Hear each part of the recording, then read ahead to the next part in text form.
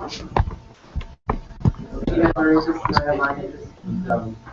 We talk to each other about that, but there's no like camaraderie. We have camaraderie. This is my thing. We've been down. All of our access to internet or email has been used as modes.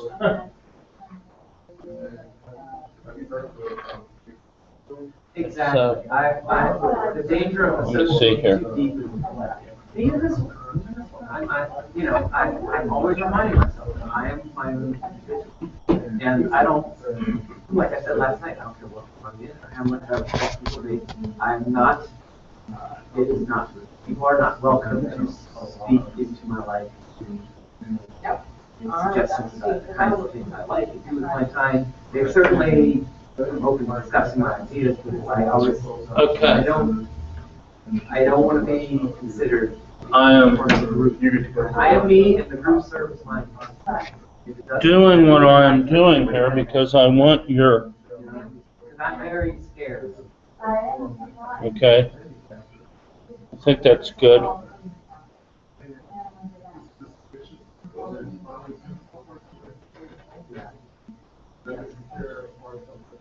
If we understand that things that we do are to serve us, so far as they meet our needs and our interests and desires, they're acceptable. But I don't feel obligated to any collective. Yeah, I got a real problem. Marks my eyes every time I I do it. will stay. Paul, if we slid, But I don't feel any sense of. if we slid this over more, would it get, Yeah, I want the. would it get the slides better? Oh, Ireland. Well, If we did it, no. no, I live in Raheny. because then John goes out of the screen, doesn't he? Yeah. We may be able to switch it over here. No, that was, actually, that's a power that was yesterday. I love it. I mean, it wasn't, I mean, it's really social and everything, but I didn't think about any of that. Yeah, oh, sure, but none. Okay. How's that? None real reason. It's great. You can still get your Yeah. text on the screen there. And I'll upload those slides with the podcast. So when people want to listen to the audio later, they'll have the slides. When you're over here, you'll be off camera. We go all the way back to, like I said, on my mom's side, I go all the way back to John Locke. But We I are also have live. a member of the Tea Party. Yeah, we are live. My great-grandfather was. All need to make a quick announcement. You will be on, and I need my It was city. named after the Plaza. Could you show me what that document is on your So we have laptop? family history, the Boston Tea Party. And documents? He fought with my things green. So I have like heavily rooted in America. And totally immigrant on my end. And then a little bit like something. Ireland. What about you guys?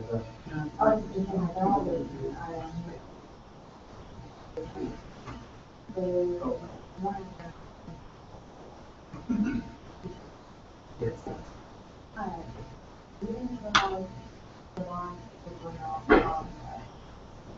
Oh, they always do.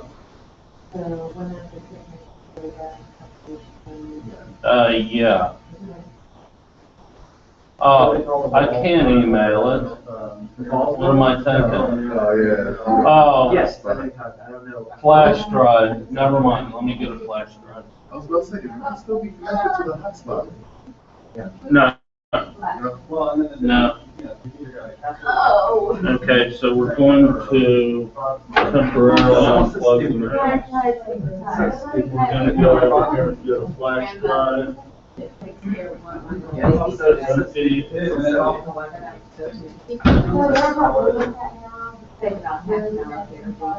SD card.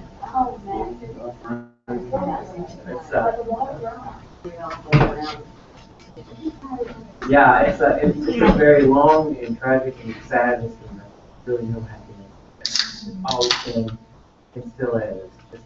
It's a very sad tragedy. It's just an ongoing tragedy. So It's not very tragic, for years, it's been bloodshed and hearing and fighting. But it's fascinating at the same time, and there's something attractive about the tragedy and sadness too. It's palpable, and it's there in the grayness of it, and the greenness of it. It's just also dark, but it's dark and beautiful. It's like watching a Good. Okay. something almost beautiful. Blog Talk Radio needs not to be Wonderful. Tragic atmosphere. It's endearing to me. Anyway, Yeah, I love it. I started watching Netflix, the mini about an Irish undercover agent, a girl who works for the IRA undercover. I can't remember. It was so dark I didn't watch it. And it wasn't that it was like full of. Was it The Fall? Maybe. Does that sound familiar? Yeah, Julie Anderson. No, it was one that and I can't remember the name of it, but it was like, She went to Belfast and she was investigating serial killers. we started watching that, and was it good? Yeah, you're right, it was very dark. It was very dark. I didn't catch it. And there was another one. There's been more than one, but I tried another one too, because that girl from Is that on Netflix? Okay, John, Yeah. Yeah, I was like. see if your laptop will open this document. It's on the splash drive. It's Jonathan Edwards 2, it's an open office file, Anyway. compatible with I Word. can't remember the name of the other one. There was one where it wasn't an undercover agent. He worked for the IRA. The whole thing, did you see the one that takes the garbage? Ever heard of that? I've heard of it. Great. The one that- Hey, Susan, Who's in that? will you show John where that is, please, on your document? Great. I love him. Yeah. I love He's him. great. He's also in, That's from, Tiki Liner. I love him. He's one of my Great. favorite, he's one of my favorite actors. So that one's got a lot of. He's got a really cool look, and he's a really good actor. I love the way he looks. He's just got a really interesting face. Yeah. I love him. And he's just got that. Will your laptop open it? Yeah. There's nothing changed. Even in the face, yeah. Yeah. And Yeah, he doesn't he's got a great. Oh, There that's you go. not the right one. Yeah, I love it. You said I love talk that. to, I baby. know, but this, But it's I didn't do the You like lemons to Collins? lemonade. Like Collins, that ends with his assassination. That's the rough draft. Is there other coffee? All of Irish history, like, it's all sad. It's just It's sad. because it's not, I started with the lemons to So lemonade. tragic, it's so terrible because it's such beautiful. It's so beautiful, and it's just, so much to offer. But, yeah. for the ones that they. Hold on. Yeah, I find. There's an I untitled. got actually offered. Are those all in the document? They asked me to stay. Freaking idiot. Well, but then. Under documents library. No, that was, we were married, we didn't have kids or anything, but, Jonathan Edwards talk. yeah, yeah. I was like, once you reject words, it's hard because you come back and you have kids and you're Oh, it is hard. Now, wait a minute, I saw, Yeah, I had enjoyed it, yes, because I can remember my. I saw a printed copy of your talk. Oh, yeah, that was my favorite. They were just like, they were off the book and book, and you paid off more than One where they had the communicator. But I can remember my always. Well, what did you use yesterday? Where is it? Is it here? And, You do that well. You can probably. oh, I can do the Dublin next, it's real good. Yeah, I can do, they all have their different, the Northern Irish. And then the Corkers all do that. And then the Dubliners. What did you Dubliners put is back posh there? one. She was her book, papers. My boss was from Birmingham. He was English, and, they lived at, no, it is kind of rough, but. So, they lived Susan, in Birmingham. before you do that, look at what you have here. And, pardon my French, she was so. This is talk one. She was the flight stick. She was the very epitome of the soft-nosing, hoity-toity Brit who has been yanked out of cosmopolitan dragged to this backwoods Irish country where she was just convinced of the Irish people that were just tasting the house. And she was terrified every time she left that somebody was going to do something to her or and how everybody in town hated her and couldn't stand her. Prejudice was unbelievable. And of course, my boss, very affable, very nice guy. But he had nothing but nice. We loved it there. But she Irish and how they were so beneath her and how they were so. I mean, what we would call hicks. I forget her word for it, but basically they were just hicks. They were just backwards hicks. And she hated every minute of it. I'll tell you what. You can find the next few minutes, it's fine. Yeah, just couldn't stand being an It's never my Irish. discussion, so we'll Well, here's what I told her, that it was probably later on in your talk, and that I would run home and print it off. But when she came to Providence, So, she took on the accent of the French. And the If you can't find it, I really just wanted in the source material, because I You have your wanted to southern reference what accent, she then you have your specifically like said. Appalachian. But Southern if you don't get it, accent. that's fine. Like, It was it's more of an delivered. editorial comment. I wanted to And actually that's, kind of be the great. Irish prose is that equivalent So, of But the we got people- Appalachian. we got people watching now, right? It's ugly. yeah, it's live, but if they're watching, they know we haven't started yet. Daughter could do it. I need to make an announcement about the rest of the conference, and then we can get going. Should listen to it. But I love it. Yeah. Watch this. I'm gonna say it. I hear her talk. Why you're my boss. And his daughter, Carrie, had an American, I can remember it was so funny because she had Well, they're an not- American accent, northern, like Midwestern accent, that she would say a couple of words with a little English, like she would say, instead of car, she would say car. Just think that way. But it was like that, she's like, what do we have for dinner tonight? Mom has to go to the car and pick it up. And I was like, why is it, I'm like, you've got an English accent. Oldest daughter speaks like an Irish kid. Your youngest accent, your youngest daughter has actually given an American accent. I'll wait till Susan gets back in and have her listen. Yeah. American TV. So she had an American accent. That was a funny thing. It sounds like she. Maybe we'll turn you into the bouncer. Because she's 6, you know, she's just. Oh, the 6-year-old has an American. Yeah, she was only 6. But when I worked with her, I picked up the accent like that, and I felt like a poser. You would just more like yourself. Sorry. Okay.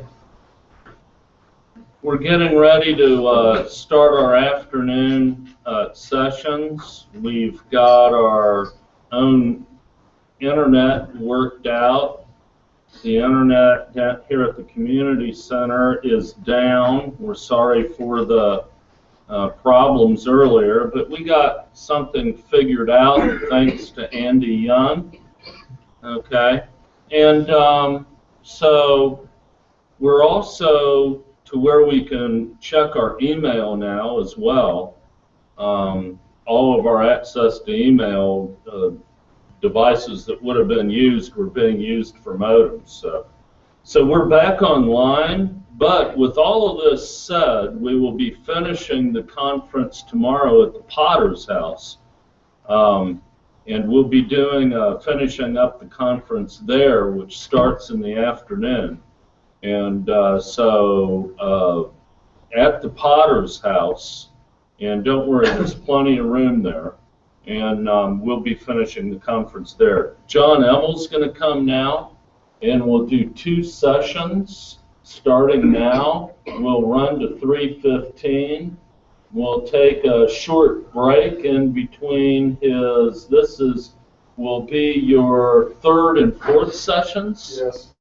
Okay, we'll take a short break in between the 3rd and the 4th session, and then remember, tomorrow we'll be finishing out the conference at the Potter's House, where we have a reliable internet. We've got the morning podcasts on Blog Talk, uploaded to Blog Talk Radio. Oh, okay. So are those, can people actually get access to those? Oh, that's right. Yeah, the 2 sessions this morning, thank you for pointing that out. the 2 sessions this morning that were live on Blog Talk Radio are automatically podcasted and available on Blog Talk Radio. Thanks for pointing that out. John, thank you. Cool, thank you. All right, so I guess I got caught some heat yesterday because I didn't have any Bible verses attached to what I was going to say. So yeah, actually, can I borrow your Bible real quick? I'm gonna do. Oh, that one? It doesn't matter. It really doesn't matter. No. It's like one in ESV and one in New King James or something. Are 2 enough? It's 2 enough. That's a good question. Yeah. It's a fantastic question. All I now have 2 Bibles. See, they're in my hands and they're not smoking and I'm not burning. So, No lightning. and unfortunately, I'm going to have to admit to some vanity here because I don't think I can read. That is way too small.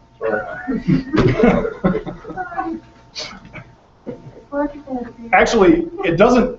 I'm going to do what the Neo-Calvinists do. I'm just going to read any arbitrary scripture and then talk about what I want to talk about. No, we have a 3rd Bible here. Oh, hey, this is even better. Has this got big words, big letters? Yeah. Even I can read that. Okay, here. Now, where are you going to read from so I can find it for you? Just pick one. Here we go. No, just kidding. Yeah, this is the Neo-Calvinist version of proof texting. Yeah, well, and then we just talk about what we want to talk about, right? Let's do this. Think anything on a Song of Solomon? Song of Solomon. That's pretty racy. It's about Jesus, though.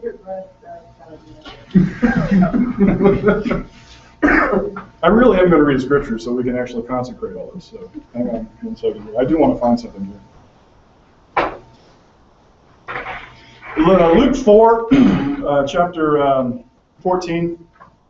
And Jesus returned in the power of the Spirit into Galilee, and there went about a fame of him through all the regions round about. And he taught in their synagogues, being glorified by all. And he came to Nazareth, where he had been brought up, and as was his custom, he went into the synagogue on the Sabbath day and stood up to read. And there he delivered unto him the book of the prophet Isaiah. And when he had opened the book, he found the place where it was written, The Spirit of the Lord is upon me, because he has anointed me to preach the gospel to the poor. He has sent me to heal the brokenhearted, to preach deliverance to the captives, and recovery of sight to the blind, to set at liberty them who are bruised, to preach the acceptable year of the Lord. And he closed the book, and he gave it to the minister and sat down. And all the eyes of the synagogue were fastened upon him. And he was talking about our identity. In this instance in the book of Luke, actually is the foundation for everything that Jesus says thereafter. The Spirit of the Lord is upon me because he has anointed me. And he made the comment that that Christians were called Christians as a pejorative. And the thing that Jesus was talking about is that the Spirit anointed him to ultimately go about healing all who were oppressed of the devil. The message of Christianity has always been the Spirit of the Lord upon flesh to heal, to set free, to liberate. So now, the Neo-Calvinists that are concerned that I'm not quoting Scripture, there we go. So now I'm going to talk about what I want to talk about. Okay. We've been talking about determinism through the ages. And I, as always, wanted to give you a sense of the evolution of Western thought. Yes? And we got to here, and we talked about the expansion of Christianity in the Greek world and the influences that were actually that dominated this time period. And now we're going to talk about this right here. Augustine, the church is in the process of becoming the state, and Plotinus.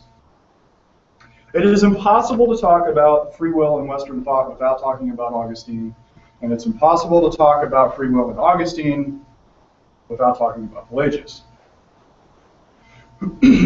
Now, if you remember, for those of you who have listened to my lectures in the past, I discussed at length the impact and the relationship between Plato, Plotinus, Augustine, and Christian thought. I did that in 2013, and I did that in 2014. I told you then you wouldn't like the implications, and it doesn't get any better when I reiterate. The philosophical pedigree of Christianity starts with Plato. Right there. This is where it starts. Plato's Republic is Augustine's City of God. Plato's World of Forms is Augustine's Doctrine of Heaven. Plato's Philosopher Kings is ultimately the evolution of elders and bishops in Christian ecclesiology.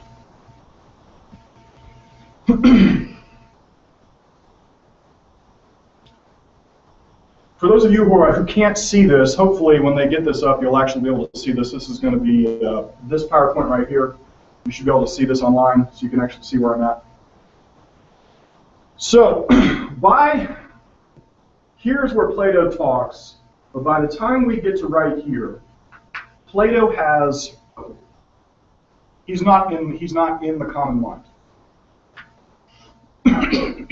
The West has undergone a massive Cynic, Stoic, and Sophistic resurgence. These are the doctrines, and if you remember yesterday what I told you, these doctrines right here, this one, Pythagoreans, resurgent Cynic and Stoic movement, determinism. We have a theological determinism that has risen, and it is the backdrop for Western thought. We have asceticism from here has become the moral ideal right through this section here, right? You remember this from yesterday? The philosophical energy that drove, this is the area, Paul talks a lot about Gnostics, about Gnosticism. The idea that there is a select group of individuals who have access to a unique and enlightening otherworldly knowledge, that's Gnosticism, that's the fundamentals. The Gnostic movements are sub-movements of these fundamental philosophical statements. Remember I talked about that last year, right? This is the philosophical energy that drove the Gnostic movements that plagued the early church. Gnosticism, I will reiterate, the material world and man's fleshly existence is corrupt. Man needs special revelation to escape the material corruption. Late 1st century and early 2nd century Christianity had a terrible time combating the Cynic and Stoic thought because it had accepted the metaphysical premise. Remember I told you that through this era right here, Christianity had long since decided that the Cynic and Stoic presumptions about human existence, asceticism as the highest moral ideal, they have accepted the premise. So one of the problems they had is they had no real way, once you accept that man is physically corrupt, once you accept that premise, the only thing left is an otherworldly spiritual existence. And this is one of the reasons that Christianity had so much trouble through this era fighting off Gnosticism. So now we got to fast forward just a touch to this man right here. Remember I told you that Plato, not on screen. Okay. Plato here has faded. Right about here, a guy by the name of Plotinus, he is called a Neoplatist. Last year I gave an in-depth evaluation of Plotinus. Plato, here's the relationship between the two. Plato held a secular philosophy, not a religious orthodoxy. He had some mystical overtones, but his focus was on man's achievement of human virtues. But human achievement and moral worth is limited to a small group of unique men who have insights that the whole of humanity does not. Plato's metaphysics formalized a transcendent reality in Western thought. This is Plato's World of Forms. The transcendent reality World of Forms is up here, distinct and independent of this physical reality. This physical reality is a shadow world. This was Plato's presumption. Plotinus dropped all vestiges of the humanist elements in Plato's philosophy. According to Plotinus' disciples, he detested being in his physical body.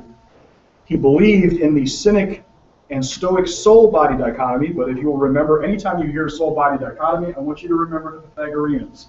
These are the ones who introduced this into Western thought.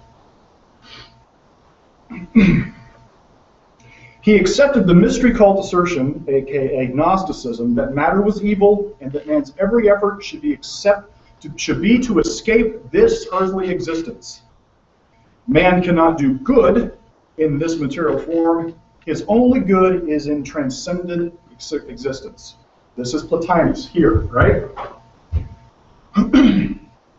Plotinus Neoplatonism, heavily influenced by Stoicism, infused with the Pythagorean soul-body dichotomy, is the intellectual foundation of Augustinian theology. You whispered, what did you say? Which is the foundation for Calvinism. Yes, that is exactly right.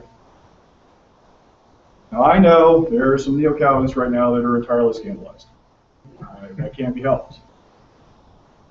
Actually, this doesn't really require peer review because anybody with any intellectual integrity can look this up for themselves. This relationship between Plotinus, Plato, and ultimately Augustine is not hard to find.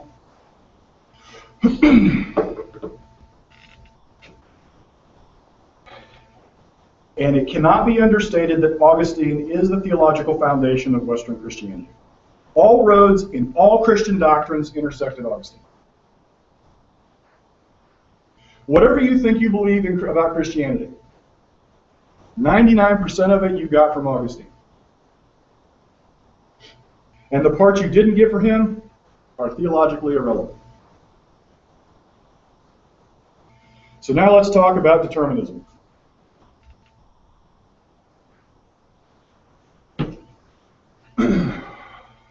John MacArthur, 2008 T4G conference. I got this from a transcript given to me by Paul Dose.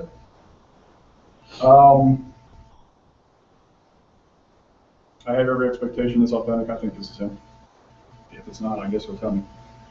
You know, the funny thing is I grew up listening to John MacArthur way back, 20 years ago.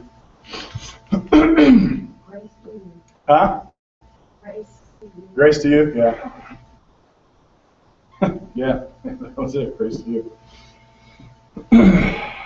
I want to, here's why, I'm going to read this and I'm going to tell you why I'm showing you this. This is an excerpt out of his T4G conference discussion, his sermon. I have posted his entire thing on spiritualeternity.com. I like people to have the total context. I really try to avoid taking people out of context. I want you to be able to see it in context, so I'm 99% sure I put it out there. I hope I did. If I didn't, somebody will tell me and I'll put it up. So here's what he said. If you just dropped into the world today, the evangelical world, you would think that this doctrine, total depravity, aka human inability, this is my insertion, was a recent arrival because free will doctrine is so popular today that when people hear the doctrine of total depravity, they think that it is something new. They think that the idea of man's free will and ability to contribute to his salvation is orthodox. But the fact is, this is the most historical doctrine, this doctrine of total depravity. The Bible's clear teaching on original sin has been defended as essential to Christian orthodoxy for a long time. It was not invented in modern time. It was not invented by John Calvin or Luther or any other reformer. Just a quick bit of history. You don't need a lot of this, but the quintessential episode was the Pelagian controversy early in the 5th century. As you well know, Pelagius and Celestius objected to the biblical teaching as represented by Augustine, who taught that sinners are totally unable to obey the gospel of God unless God intervenes by grace to free them from sin.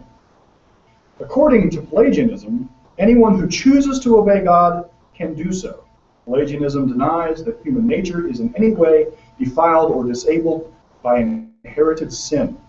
That Adam's sin put the whole race in a hopeless bondage to sin is not true. Pelagianism says every person possesses perfect freedom of will, as Adam did. And so we sin purely by choice, not by compulsion, and not by nature. Sinners have the power to change those choices and free themselves from sin by the freedom of their own will. This idea, by the way, was formally denounced at the Council of Ephesus in 431.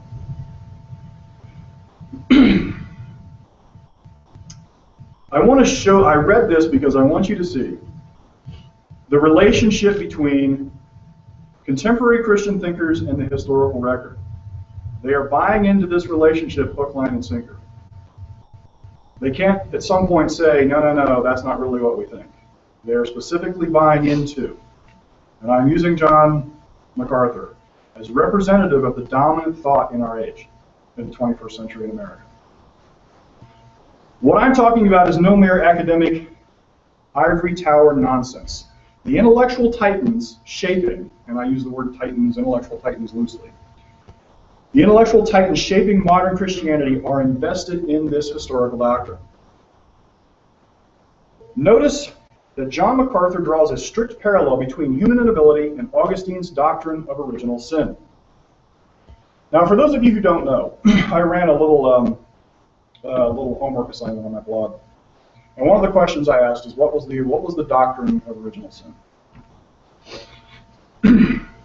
Here's a summary of the doctrine. You can look it up for more details.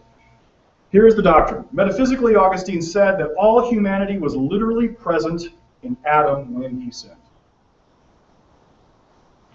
This existential truth fulfills Paul's assertion that all have sinned and fallen short of the glory of God. When Adam ate the fruit, he initiated, quote unquote, the fall of man. And the whole of humanity participates in Adam's guilt. But more important, human nature was transformed. Adam and Eve, via sexual reproduction, recreate that human nature. This means that the whole of humanity is condemned. The human will is rendered morally feeble. All sinners, humans, as sinners, humans are utterly depraved in nature, lacking the freedom to do good and cannot respond to the will of God without grace. Of course, having read this, the summary I just read is effectively what John MacArthur is saying. Yes? Yes?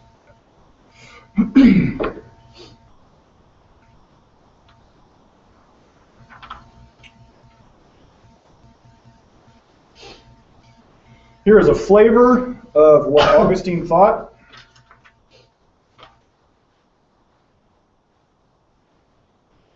Not only men's good wills, which God himself converts from bad ones, and when converted by him, directs to good action and to eternal life, but also those which follow the world are so entirely at the disposal of God that he turns them wherever he wills and whenever he wills to bestow kindness on some and to heap punishments on others. God works in the hearts of men to incline their wills wherever he wills, whether the good deeds according to his mercy or to evil after their own deserts. This is Augustine against the Pelagians. Notice the bolded words, or to evil after their own desert. The logical question to all thinking beings is, how can God attribute any fault to human action if he intends the sin done? How does this represent justice if God metes out destruction according to his will, independent of human action? If you're a rational man, this makes a mockery of justice, because man is merely a puppet on a string with no moral responsibility. In Augustine, we see the Cynic and Stoic doctrine arrive at its only logical conclusion, the metaphysical corruption. Here we see this is the Cynic and Stoic doctrine fully formed and finalized in Augustine.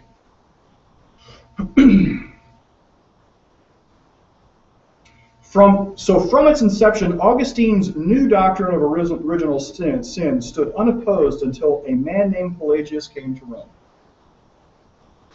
As such, the controversy surrounding Pelagius was a defining moment in Western thought. Here is an extended quote from every new Calvinist's favorite theologian, R.C. Sproul.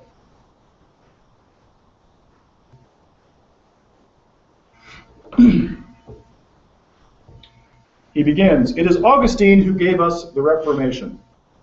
So wrote B.B. Warfield in his assessment of the influence of Augustine on church history. It is not only that Luther was an Augustinian monk, or that Calvin quoted Augustine more than any other theologian that provoked Warfield's remark. Rather, it was that the Reformation witnessed the ultimate triumph of Augustine's doctrine of grace over the legacy of the Pelagian view of man. Humanism, in all of its subtle forms, recapitulates the unvarnished Pelagianism against which Augustine struggled. Though Pelagius was condemned as a heretic by Rome, and its modified form, semi-Pelagianism, was likewise condemned by the Council of Orange in 529, the basic assumptions of this view persisted throughout church history, to reappear in medieval Catholicism, Renaissance humanism, Socianism, Arminianism, and modern liberalism. The seminal thought of Pelagius survives today not as a trace or a tangential influence, but is pervasive in the modern church. Indeed, the modern church is held captive by it. I've also posted this article on spiritualtyranny.com, and I'm pretty sure it just says RC Sproul. I think so. Anyway, it's out there, you can find it. My point with this quote is to emphasize that all Western Christian theology is measured against the Augustinian plumb line. The presumption is that Augustine's theology is biblical theology. That's the intellectual equation. If it's Augustine, it's Bible. If it's Bible, it's Augustine. It doesn't matter. Absolutely. Any challenge to Augustine is seen as a challenge to the one true faith. So now, I'm smiling, but I'm being serious. Anyone within the sound of my voice, you have been forewarned. I guarantee you that the modern-day Reformed theology shills think me a heretic for daring to take issue with the Augustinian doctrine and to speak well of a man called Pelagius. But here's the funny thing. Most of you and most Neo-Calvinist aficionados are Pelagians in practice. Can you say that again? Could you repeat that? Yes, but here's the funny thing. Most of you and most of the Neo-Calvinist aficionados are Pelagian or semi-Pelagian in practice.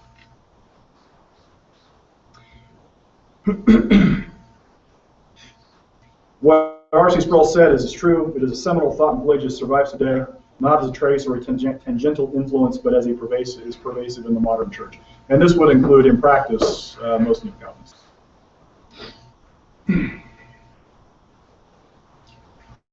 In practice, not in what they preach. Right. Could you elaborate on that a little bit? Give an example how they believe that in practice, or how it Actually, out. I'm actually going to address this later. Okay. But I am going to. I'll use this as anecdotal.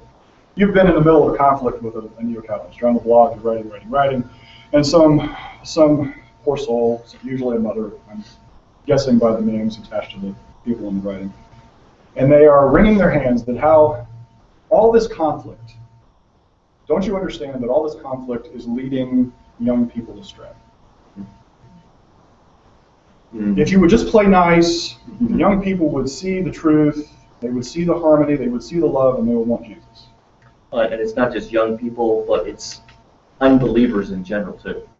Yes, but usually it's some mother who is very desperately concerned about the salvation of their children's souls. And they're more scandalized at your tone. If you just didn't talk the way you talk, our dear children over here would see the light in life and come to God.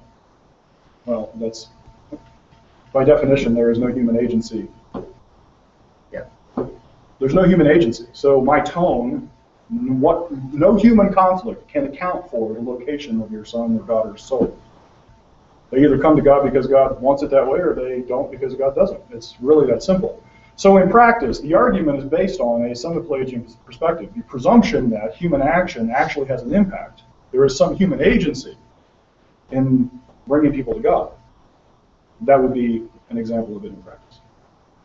And even the whole scandal, if you want to call it, the latest one, even with. I'm sensitive to this because I have a lot of friends who are all wrapped up in the whole thing going on with Bob Jones and the Grace Report. And the thing you constantly hearing coming from the Bob Jones supporters is, well, think about what this does for the cause of Christ. Exactly. Yeah, anytime somebody makes an appeal that some human action is somehow undermining God's salvific plan, they are defaulting, they are betraying the very presumptions of their predetermination. It's that simple. There is no human agency. Zero human agency. If God's grace stands totally isolated unto itself, there is no human agency. So then to make an appeal to human agency, or to make a change, to make a demand that there should be some actionable change on on man's part, it's false. It's just that simple. It is false. So that's what I mean. Most people are semi-Pelagian in practice. And in actual fact, they are insisting that they are Calvinists, and we're going to see where this goes. Give me about 2 minutes here. So, I get emails from one particular person who wrote an article entitled, a blogger wrote an article entitled, Paul Dosey, Enemy of the Cross. Okay. So, like, that's a bad thing. I mean, to your point, if everything's for the glory of God, if everything's according to His will, like you just read from Augustine, so how is me even being an enemy of the cross necessarily a bad thing? Actually, Like it can be a evil bad or thing, something. and by definition, what he should say is Paul Dosey, an enemy of the cross, Al Mohler, an enemy of the cross, R.C. Sproul, an enemy of the cross. We are all functionally, Right. metaphysically enemies of the cross. So it really is no distinction. So basically what you're talking about, their whole mentality is metaphysically upside down. Well, what I'm saying is that they're not at all consistent. Ultimately, if what they preach is true, then they can't have these other standards. Right, You understand what I'm saying? sure. Okay.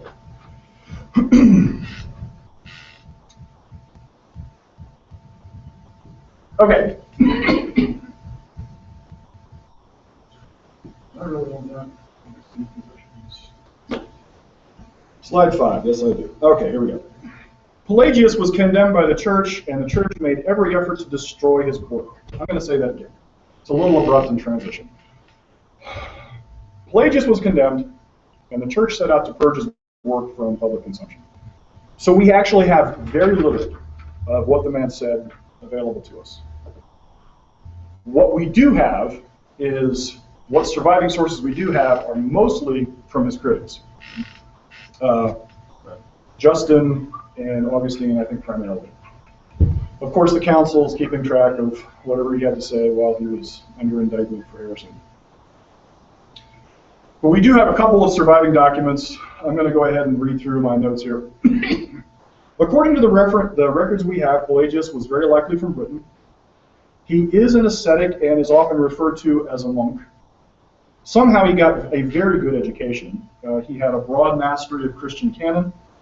He knew Latin and Greek, and he had an understanding of the patristic writings. The patristic writings are the writings that come right through here. Here is basically the formation of New Testament canon, right in here, and the patristics, they come back in through this area here.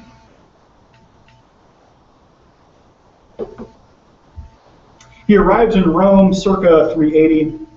Rome's wealth collides with his ascetic standards. Remember I told you that, but in this era right through here, Christianity has already accepted asceticism.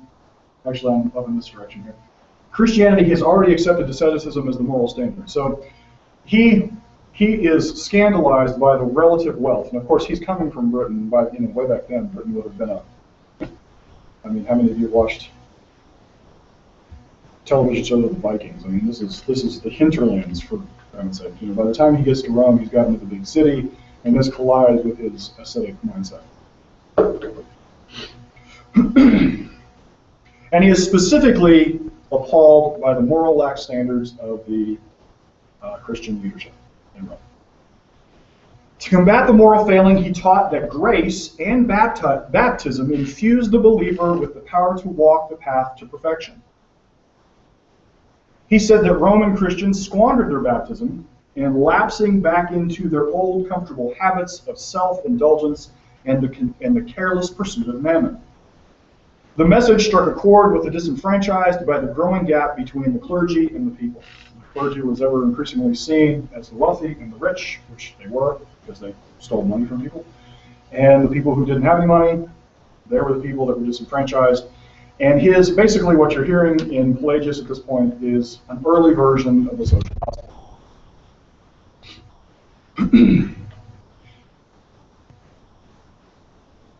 Pelagius gains influence in Rome for roughly 25 years, but the controversy does not start until roughly 405.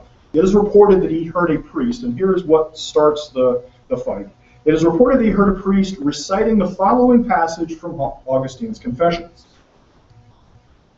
And this is the priest talking. My hope is, he's talking and he is reciting Augustine. My hope is in thy exceeding great mercy, and that alone. Give what thou commandest, and command what thou wilt. Thou commandest continence for me, and when I knew that no one could be continent unless God gave it to him. Even this was a point of wisdom, to know whose gift it was.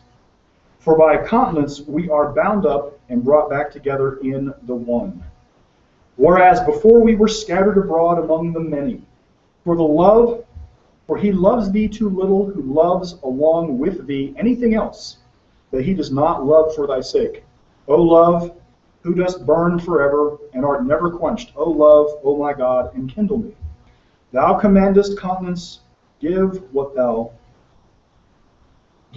commandest, and command what thou wilt. Pelagius is scandalized by this prayer. He said that it destroys moral responsibility by turning man into a mere marionette. This conflict inspired him to write the commentary on the Pauline epistles, where he detailed his opposition to Augustine's doctrine. Augustine's doctrine of original sin, predestination, and the necessity of baptism to spare infants from hell. In 409, he ends up in Palestine and is confronted by Jerome, Augustine's theological ally. Jerome equated Pelagius' doctrine of sinlessness with the doctrines taught by Origen. Origen's teaching was recently condemned as heresy, and Jerome's smear campaign succeeded in getting a formal charge of heresy brought against Pelagius. He was brought before Bishop John of Jerusalem at the Synod of Jerusalem and Diospolis. Diospolis.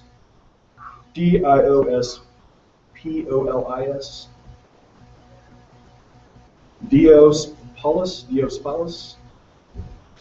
Okay, well, somebody can help my pronunciations out. Anyway, in this synod, these are actually two synods, and he was actually brought before them in the year 415. Pelagius admitted to his doctrine, but successfully distanced himself from Origen. The synod of this place says, therefore concluded, now since we have received satisfaction in respects to the charges brought against the monk Pelagius in his presence, and since he gives his assent to sound doctrine, but condemns and anathematizes those contrary to the faith of the Church, we adjudge him to belong to the communion of the Catholic Church. Well, this is fantastic. His first confrontation with church authority, he's actually absolved.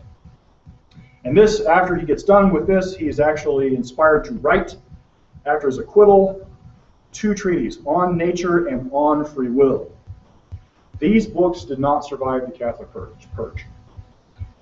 But we do know these works because Pelagius said that Augustine and Jerome were under the influence.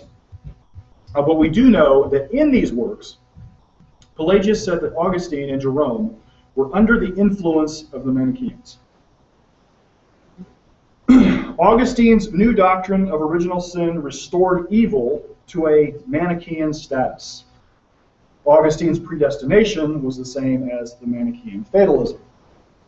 What is the doctrine? What is the Manichaean doctrine of evil? Here it is in sum. It is a dualistic cosmology, 2 worlds, one of good, spirit and light, one of evil, material and darkness. Light is removed from the world, of matter and return to the world of light from where it came. Pop quiz. Where have we heard that before?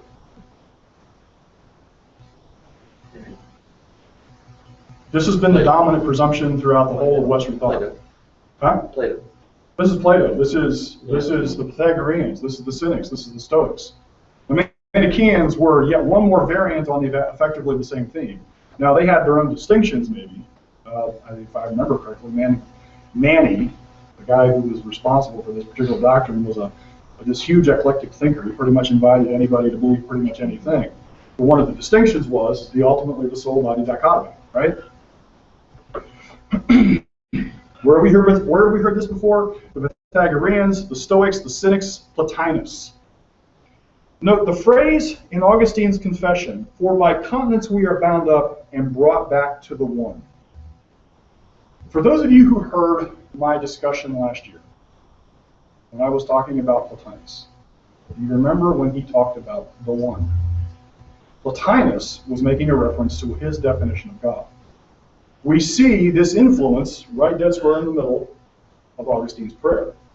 He's basically taking Plotinus' concept and plagiarizing it and putting it in the middle of Christianity.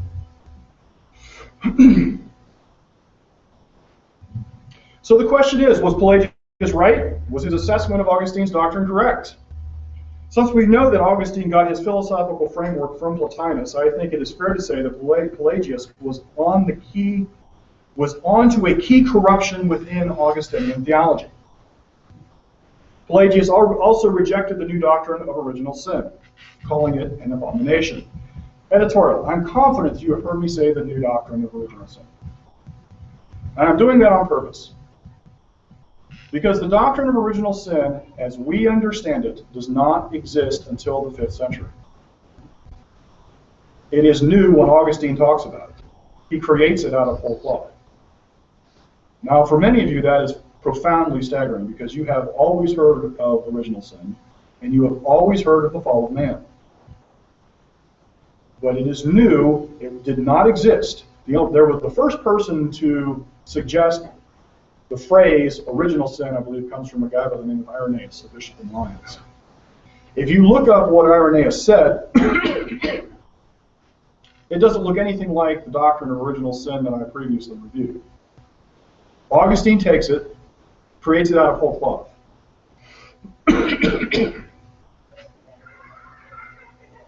Keep this in mind. When Pelagius objects to the doctrine of original sin, it was not a universally accepted doctrine.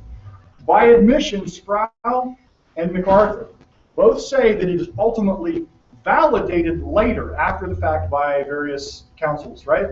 After the fact. So they had to decide whether what Augustine was saying was true or not. It didn't show up true, and then they said, yea, verily, it must be. They actually had to validate it after the fact. So when Pelagius is actually combating this idea, he believes he's on the same intellectual playing field with Augustine. Now, ultimately, Augustine has the advantage of being a central figure within church politics. Pelagius does not. Pelagius ultimately says, man's nature was not tainted by the sin of Adam. Therefore, man could not inherit hell or damnation. Pelagius saw Christians using human fragility, human frailty as an absolving excuse for their imperfections living the Christian life. Pelagius rejected the Augustinian doctrine that man gains salvation only through the church. Because this is exactly where Augustine's doctrine goes. The only way you can ever be saved is ultimately if you are specifically submitted and consecrated by those in charge of the church.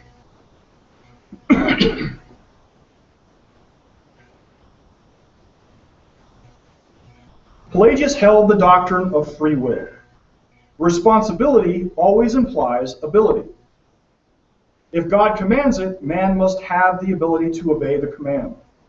If the individual is responsible for his actions, the individual was responsible for his actions. Therefore, every sin was done as a deliberate act of contempt against God. Now, we do have at least one, the one that I'm familiar with at this rate, document by Pelagius.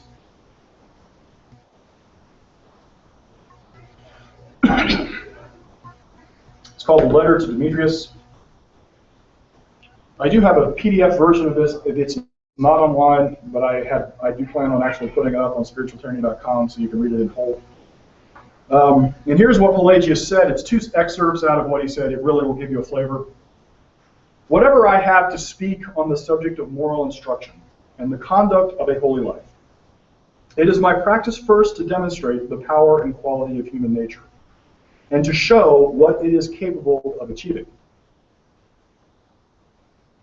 You ought to measure the good of human nature by reference to its creator, I mean God, of course. If it is he who, as report goes, has made all the works and within the world good, how much more excellent do you suppose that he made man himself? He provided him with a better arraignment than other creatures, that is, with reason and wisdom. Moreover, the Lord of justice wishes man to be free to act and not under compulsion. It was for this reason that he left him free to make his own decisions. It is on this choice between 2 ways, on this freedom to choose either alternative, that the glory of the rational mind is based. This is Pelagius. Now I want you to think a minute, when I actually put this up, think of the profound difference if this had been the dominant thought of Christianity coming out of the 5th century. And when you read his whole document, it's full of this. The fundamental premise that human beings are morally right to their rational mind and are empowered by God to take moral action. The kerfuffle between Augustine and Pelagius continues until Pope Innocent I, in January of 417, answered the Synod of Carthage and Mileve, M-I-L-E-V-E, declaring the excommunication of Pelagius. Augustine, in September of 417, announces from the pulpit at Hippo, 2 synods have written to the Apostolic See about this matter. The replies have come back. The question is settled. Ultimately, Pelagius is condemned by the Church, by the Catholic Church, and he pretty much vanishes from history. We don't know what happens to him after that.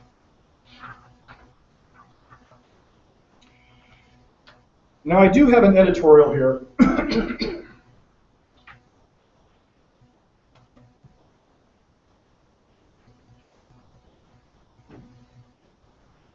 An editorial comment.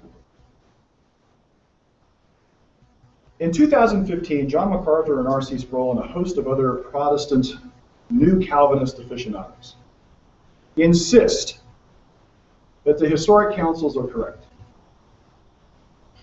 And the question of original sin, the fall of man, pervasive depravity, and determinism are settled. Here's my question. How can a bunch of Protestants who have abandoned the Catholic Church make any claim to the authority or intellectual traditions of the Catholic Church?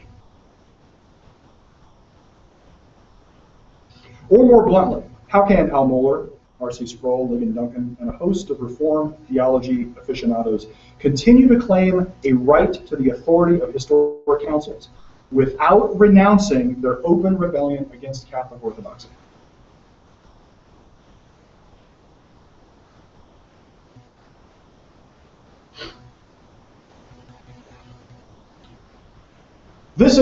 We're revisiting a quote by Augustine. I'm sorry, R.C. Sproul. I guess I have a comment. Yes, go ahead.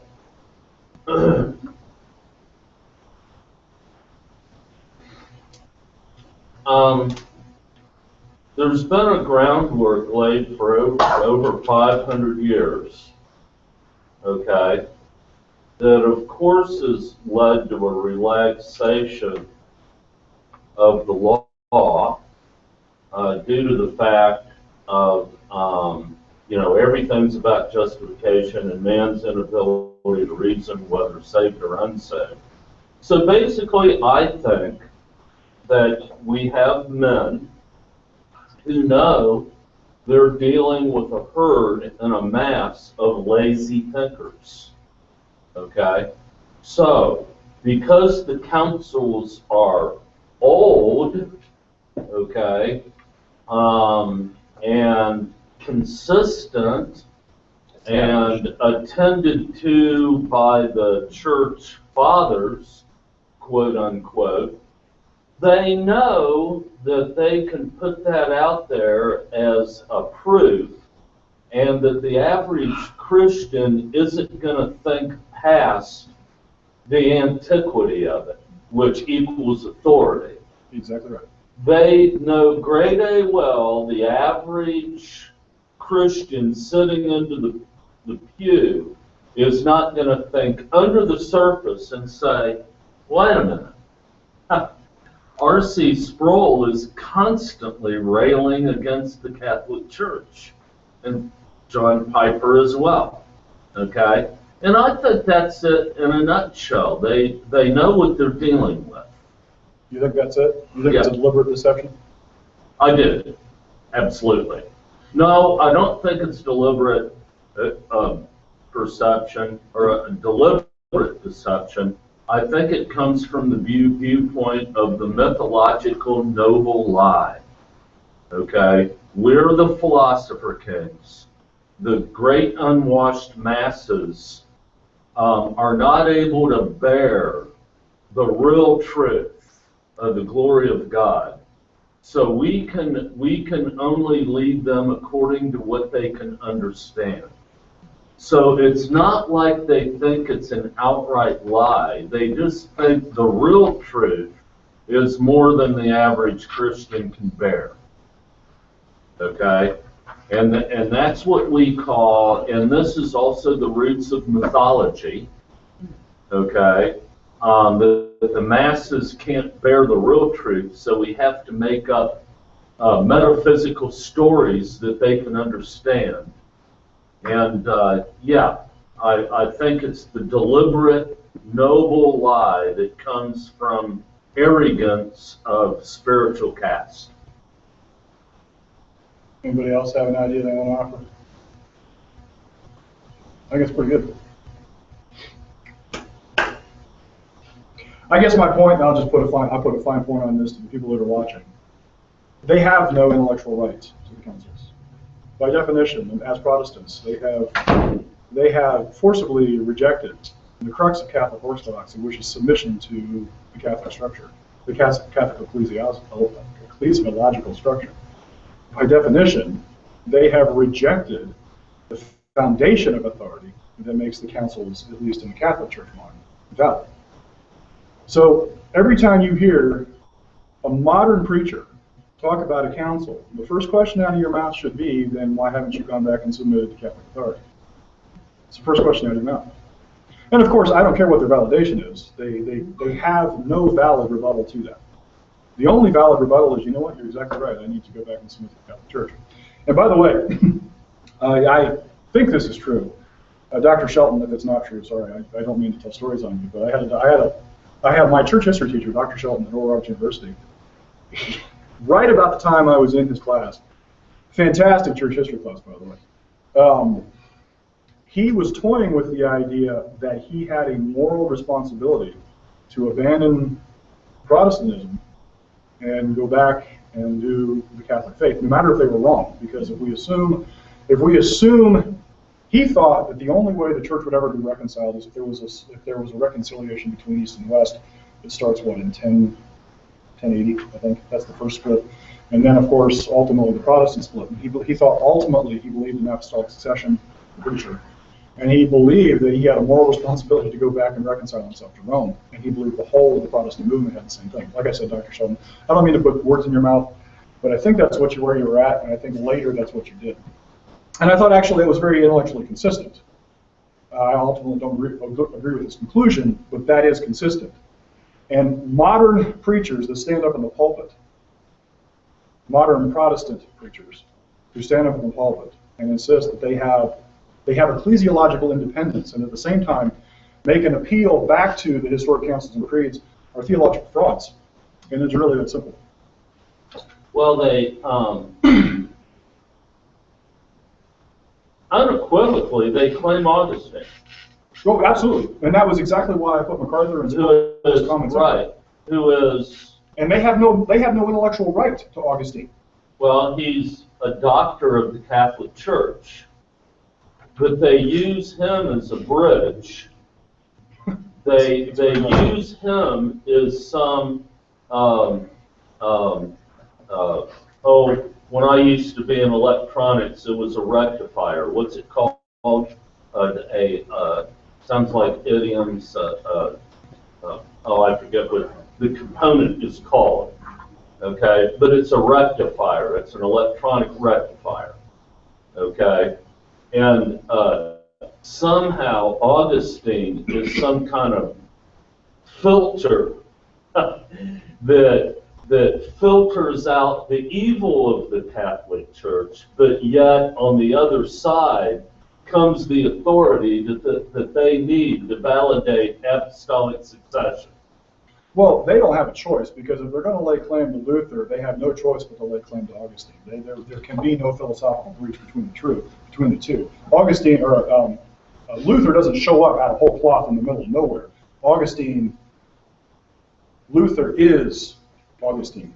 The founding document, the very first document of the Protestant Reformation, was a disputation to the Augustinian order. Correct.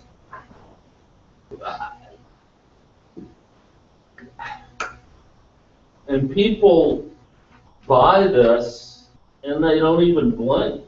It's incredible. Well, don't they, not disputing what you say, but aren't they going to make their distinction somewhere else? Right. Between Protestantism and Catholicism. They're going to make their distinction saying, well, Catholicism believes works salvation, and we believe by salvation by faith alone. Or Catholicism denied their original origins. That's what they're going to. They're going to say that. Yeah, they're going to say that. They're going to try and make some distinction. Now, you and I both know in study, we know full well that the doctrines are exactly the same, but they're going to make the distinction to try and separate themselves from that and say, this is why we're right and they're wrong. And you're right, it's intellectually dishonest, but that's the distinction that they're going to make, is this whole faith alone nonsense. Well, but they do not tolerate that same logic in their own churches. How many people within their own churches stand up and say, here's where I think you've deviated from the truth, and immediately they appeal to their authority to dictate whether we're wrong or not. They appeal to the right to dictate whatever the theological direction is, independent of your judgment. So why is it they have a unique right to judgment against the Catholic Church, but you, in part of their congregation, have no right to make the same judgment? To make the same judgment. And this is why I say that it's theologically and intellectually bankrupt. These men have no right to their early councils and creeds. The only way they do is to repent of their rebellion and go reconcile themselves to the Catholic Church first.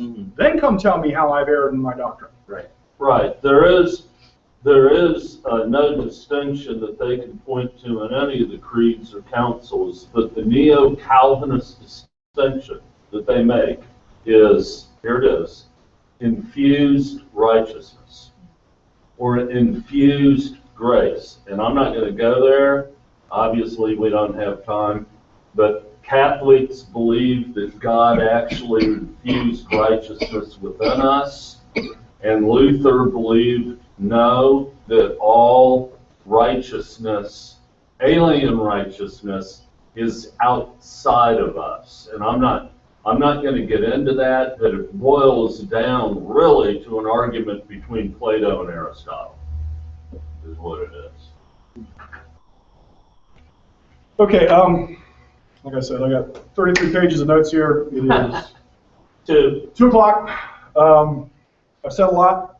I'm going to let you guys cogitate. We'll come back here in, 15 minutes-ish? 15 minutes? Okay. Yeah. This is... I'll get to blow your mind here a little bit more. This is pivotal stuff. Okay? It really is. While you are online, provided you can see this, or you can see, I want you to read through this again And I want you to read, this is your homework for the next 15 minutes. Read through this and think about what I've been talking about. And then when I come back, I want you to tell me what sticks out like a thumb. Sorla, big green, nasty, gangrene sorla. Do you want me to get that stuff from Susan that you need at this point? I was going to try to make a segue from, so I thought what Susan said yesterday was fantastic in this regard. Absolutely. I did want to kind of make a comment, but it's not really central to what I'm saying. If you have the opportunity to grab it, fantastic. If not, that's good. All right? Okay.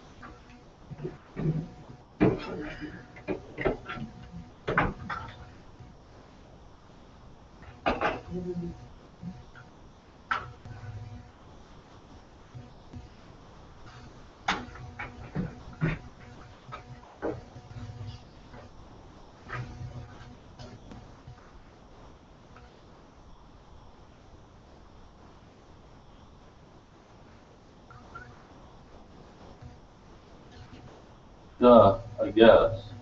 Question, Andy. Yeah.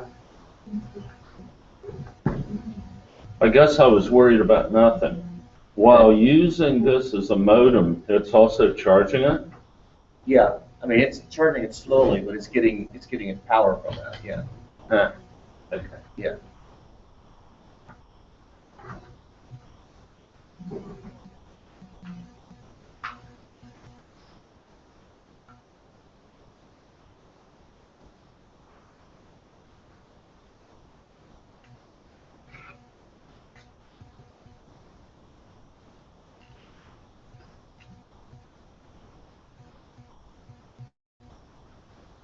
I mean, can you not reject Protestantism out of hand based on the very fact that they claim their foundation to be from Augustine? You know,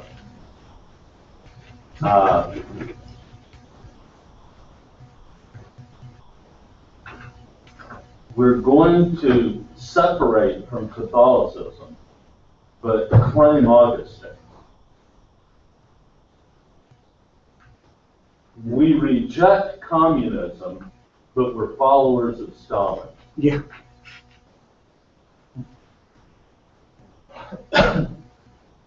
Well, is that any different than the Presbyterian Church splitting in half and one family the USA and the other family the PCA over subtle doctrinal difference? Yeah. I mean, I don't know.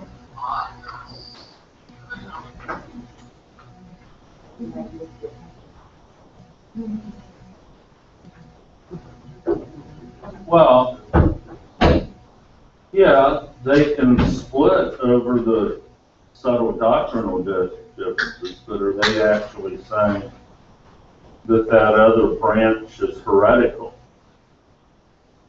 Or are they just saying there's enough a contention that we can't walk together? Yeah. I mean,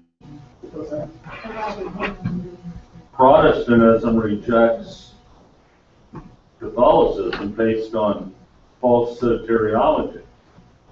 But yet Augustine is a doctor of the Catholic Church. Mm-hmm. So, They want to have their cake and eat it too. absolutely.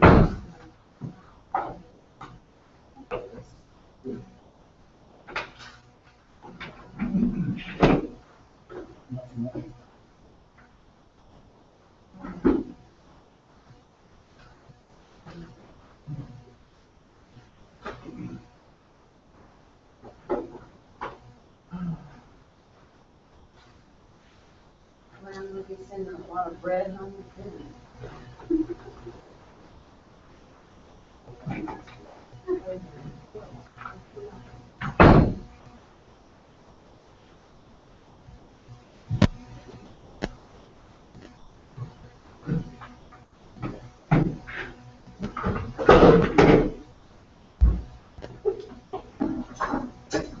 That same staunch Unitarian that can't read the Bible about his commentary, right beside it, which means with a friend of his, every week discuss R.C. Sproul's publication table. Yeah, I read one article tabletop, it's so egregious that I just. In fact, I photocopied, I took a picture of the article. So, it was so outrageously flawed factually that I can't remember. So, at the moment, I can't remember what it was about. But it was so much that you were like, where do you even start? Yeah, it's just, once you think long enough and hard enough that stuff, you can see the radical flaws on the page. They jump out at you like a relief net. Jump out at you like a sparkle. So, but I was going to do a lot of it. So egregious and so offensive and it was so absolutely intellectually vacant that it needed to be. So, Intellectually vacant. That's a good phrase. Well, while I got you here, Sean, here's this book you were asking about.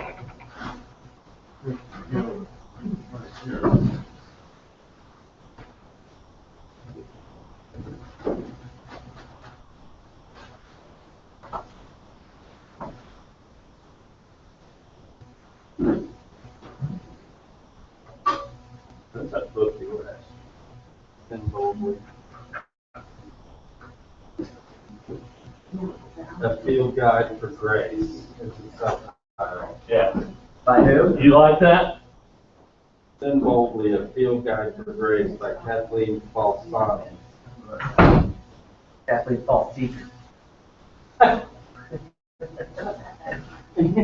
Never like it. Interesting that her name has false in it. Yeah, very apropos. Yes, Serendipitous. a field guide for grace. This whole grace-centric world, I mean, it's just,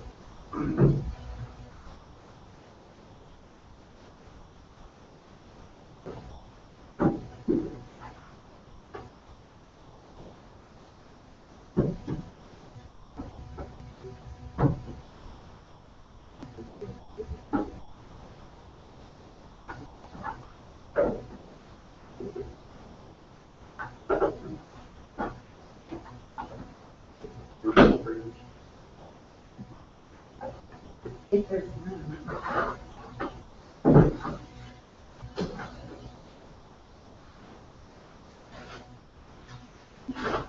I will.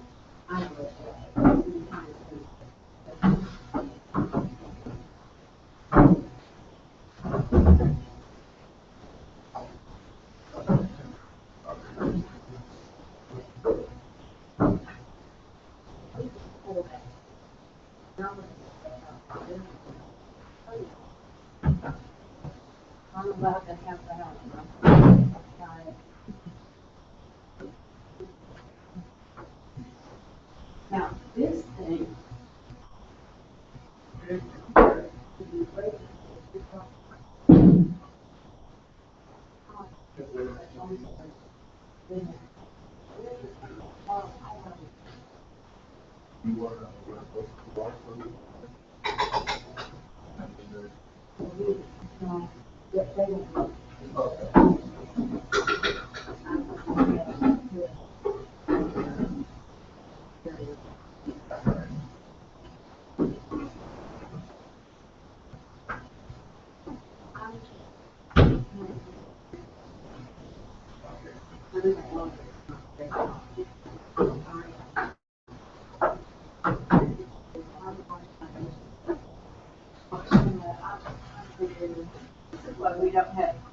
I never, Why? because I washed the dishes.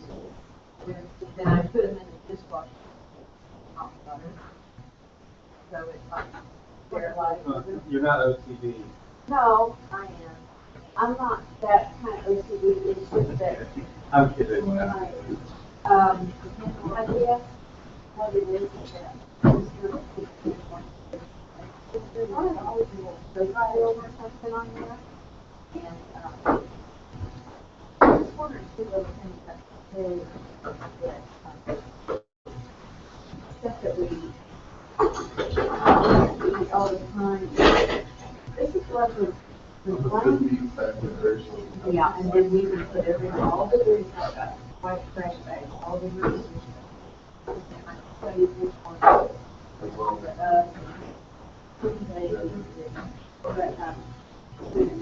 Then, custody of the son, mine was always on antibiotics. Oh, wow. He was always taking it to the doctor. And, you know, that doctor, we have trade, and still, that wax. He got a cold one time, and I did that homework, I think, that, you know, that honey, and mild, stuff like that. And had a little bit of old food, and figured he had a cough. Get the stuff.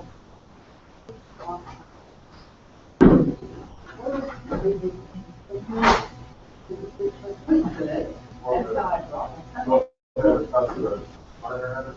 Yeah, we can throw the liner away and we can put stuff in there. But, he was always, that cough was always on some kind of syrup or antibiotics all the time. About how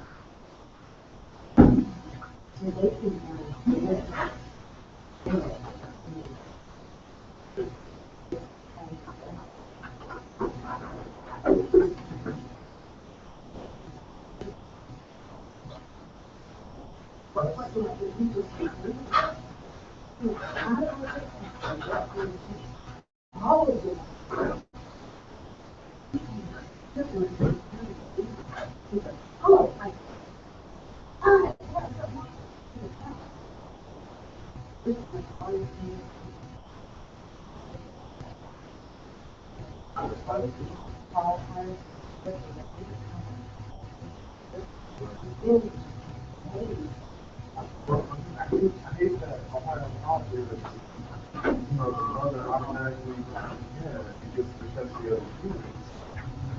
That's so stupid. I mean, you don't have to tell them, but when you start out investigation on there,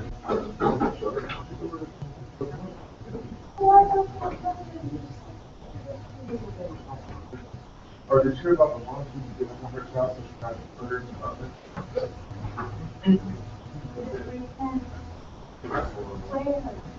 Here in Ohio, I forget what town, but she was on meth and she was after in the oven and the poison. He called the cops, like reported it on his phone. She wasn't able to do that. I mean,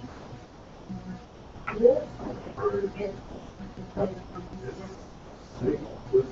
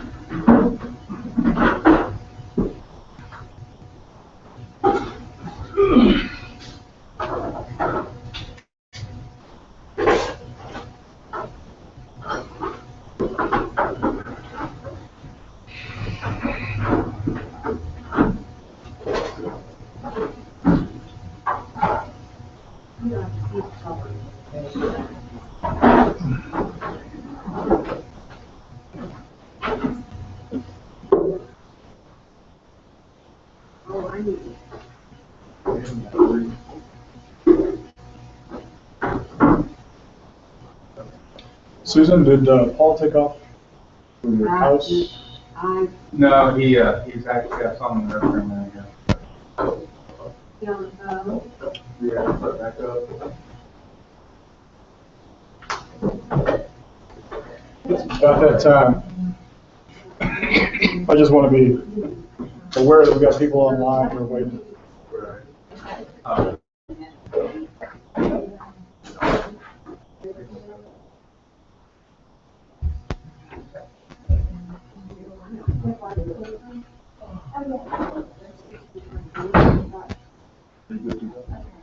What's that? You're good to go. As far as I know. I think so. You think what do I need? Right now it's just Give my good looks, yeah. I'm doing my Johnny Cash imitation today. I'm in all black. And thank you so much, Susan Dose, for getting me a shirt that fits. I love you forever. I said, thank you so much for getting me a shirt that fits. I love you forever. Well, you have to, you can't go to heaven.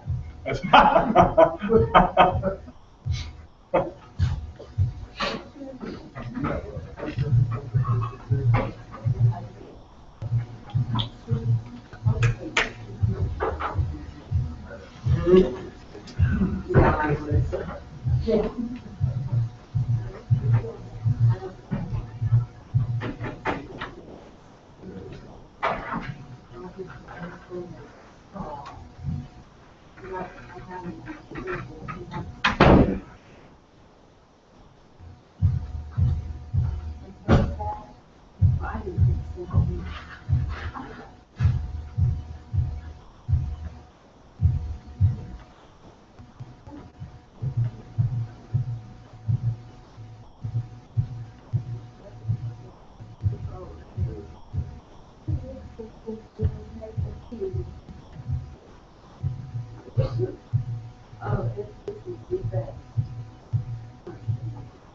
It's so good. They was like grape juice and tonic water, lemonade. It was tonic water, okay. Mock. That is champagne. Yeah, that's right. Is that right? Yeah. I don't know.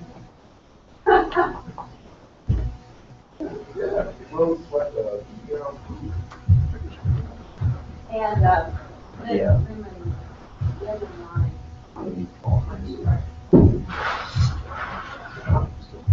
Two things jumped out at me. Hang on a second.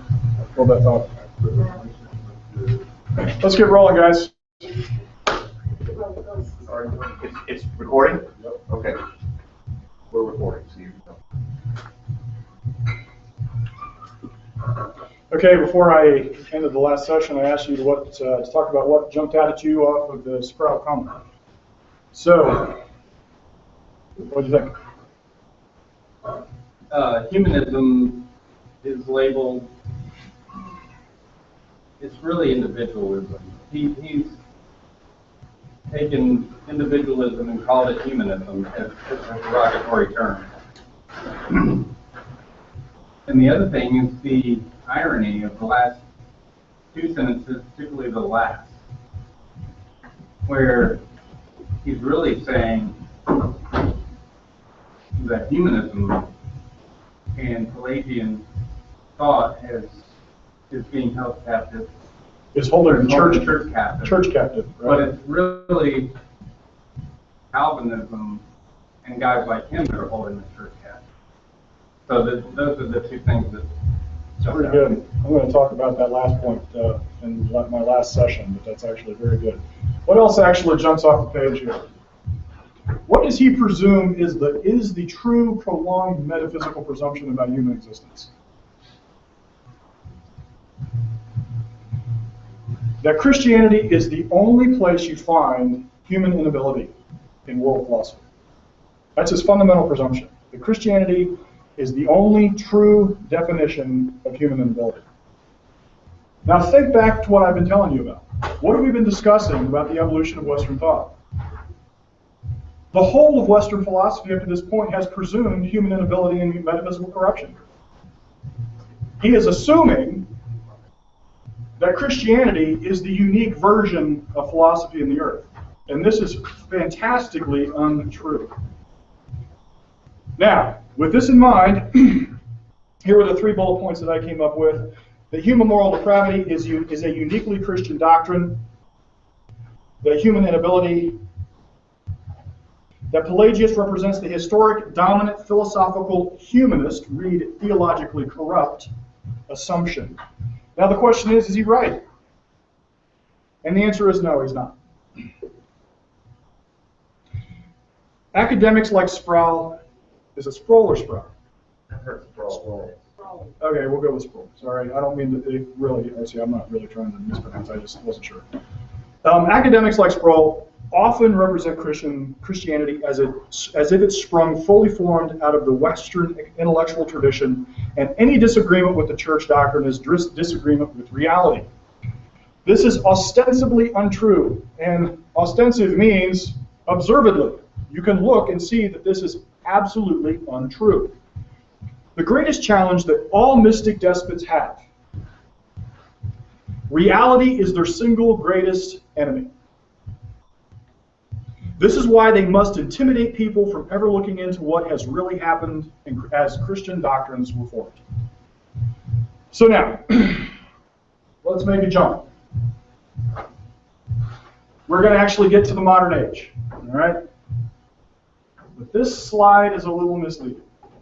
I want you to notice what I got highlighted in red over here, Luther and Calvin, 1520, right? This is my modern timeline. Here's the problem. Luther and Calvin have no business being considered in context of modern thought. Luther and Calvin are Augustine. Augustine is medieval thought.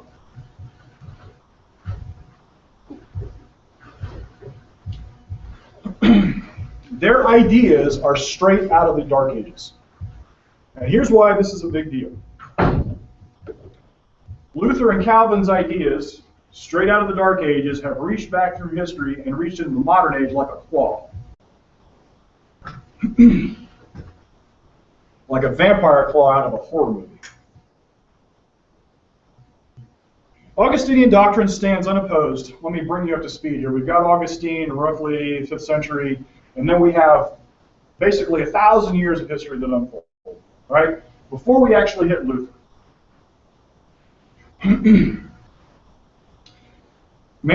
Augustine's doctrine stands unopposed for over 1,000 years because the force of the state prevents any real challenge.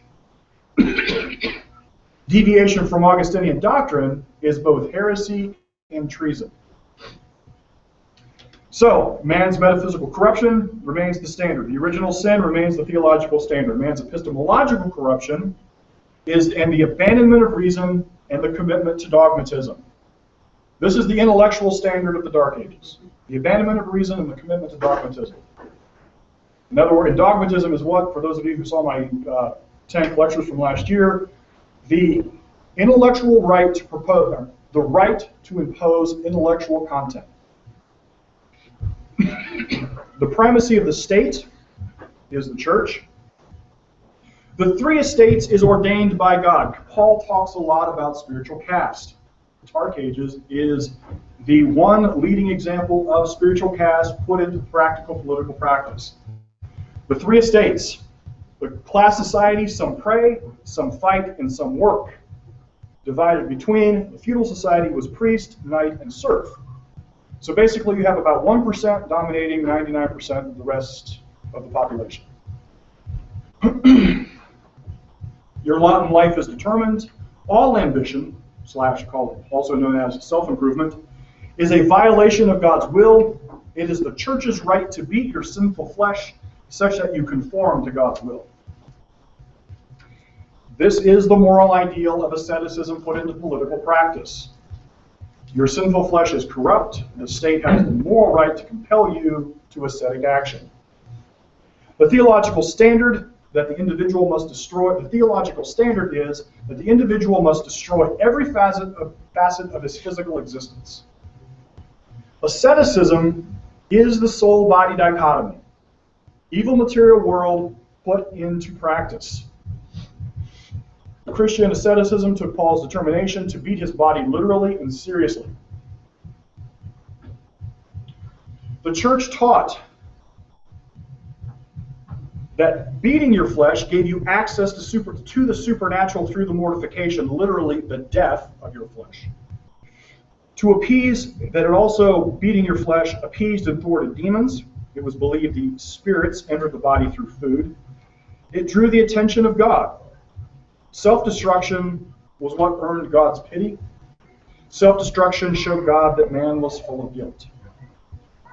In sum, the medieval world was a nightmare. The Dark Ages in the medieval world was the fruit of Augustinian doctrine put into practice. And here's another editorial for you. Whenever you hear men like C.J. Mahaney or Al Mohler or any new Calvinist stand in the pulpit and pine for the great doctrines of the church, I want you to immediately remember what those doctrines produced. The great doctrines of the church produced the Dark Ages. The Dark Ages are what they are trying to sell you. Don't let them pretend that they can have modern comforts and scientific achievements at the same time they have Augustinian doctrine, and it ruled the world. There are no plexiglass podiums, no Klieg lights, no jumbo monitors to make sure everyone at the T4G conference can see the important people. In Augustine's world, there is only death and destruction, war, disease, and famine. And the men who advocate that world are evil.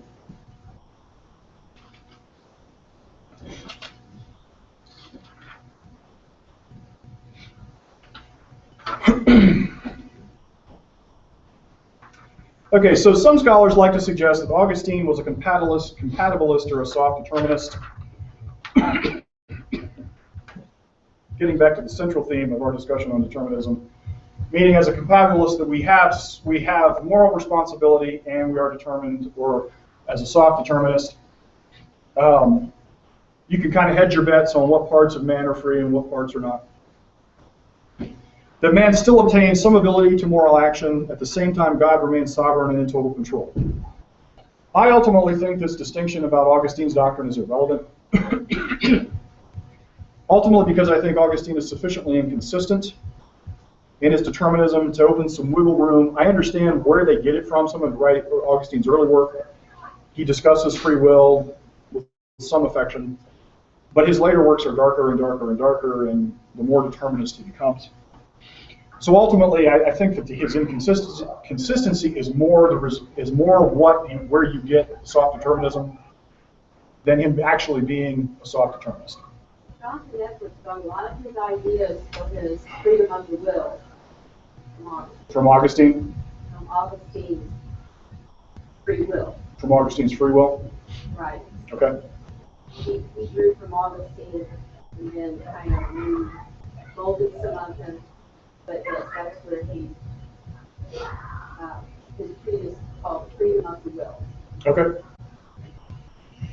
I think we got some busy minutes.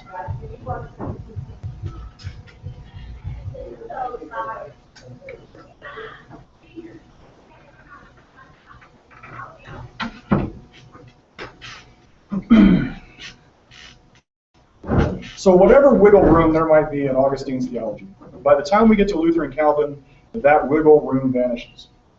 It is here that we end up with our first manifestation of truly theological hard determinism.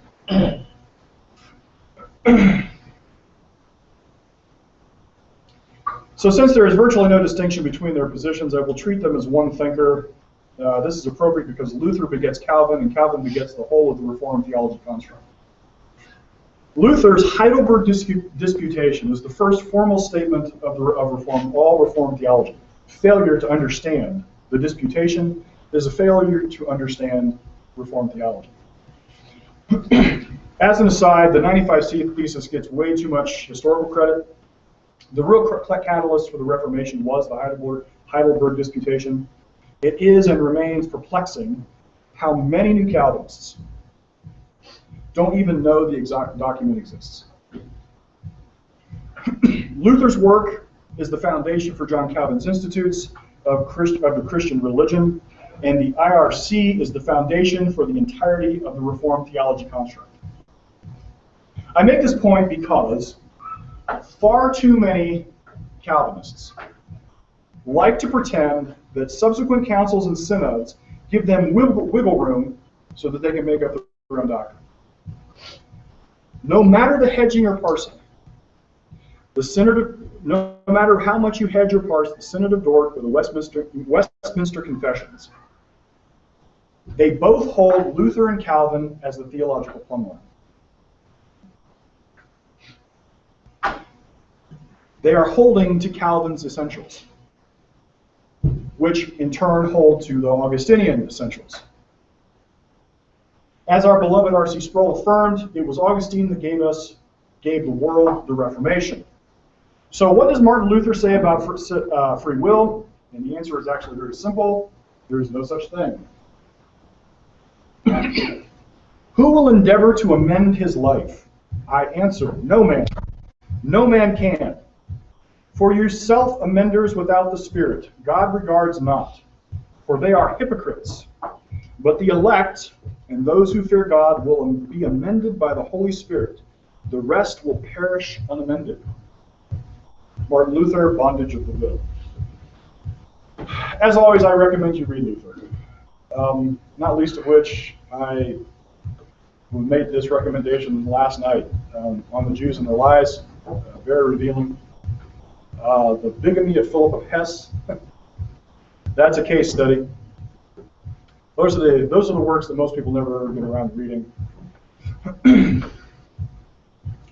Luther, if for no other reason, I want you to see the mask ripped away from an unapologetic mysticism. I want you to see what that really looks like. Luther does not parse or mince words. He tells you exactly what he thinks. And to miss his point is to be willfully ignorant. And willful ignorance leads nicely to John Calvin. The number of people who willingly remain willfully ignorant of John Calvin's doctrine. I wish I had a way to quantify the stunning ignorance on display when talking to Calvinists about Calvin. I don't know how many times I've heard this glittering jewel of colossal ignorance. Well, John, you know, Calvinists don't believe everything Calvin said.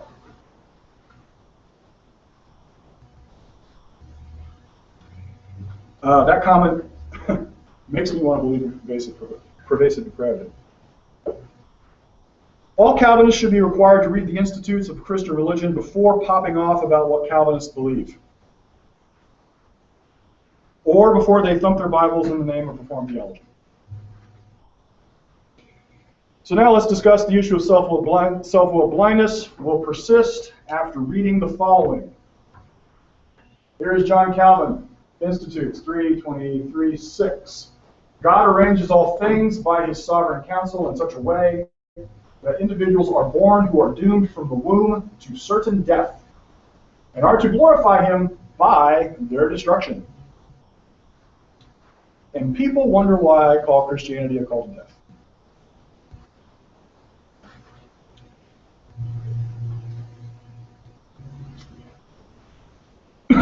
Again, I ask, how is it that the fall of Adam involves so many nations with their infant children in eternal death without remedy, unless it so seems meet to God? The decree, I admit, is dreadful, but yet it is impossible to deny that God foreknew what the end of man was to be before he made him, and foreknew because he so ordained his He so ordained by his decree.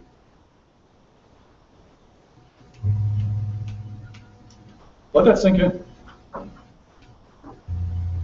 The next neo-Calvinist that says to you that your tone is responsible for sending their kids to hell, you can very politely point them to that. Your kid's going to hell because God wants it that way.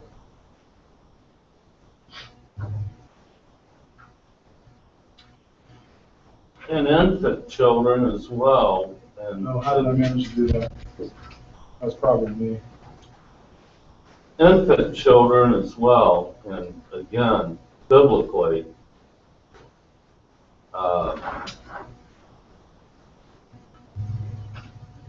before any individual can be morally responsible, they have to have a moral, a developed conscience.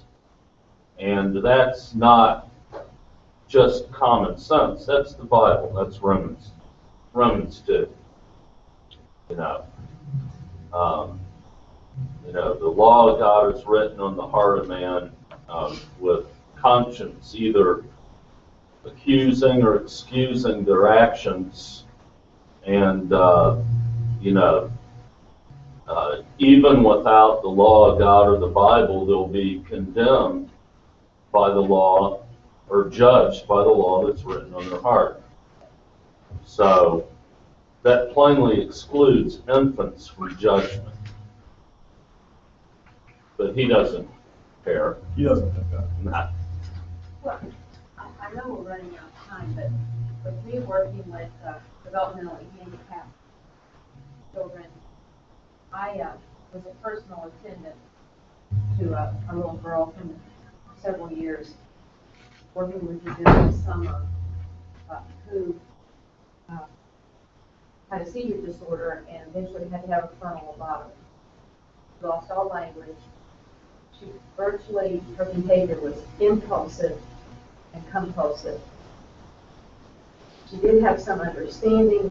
She knew when she did something wrong because of the displeasure or the tone of voice.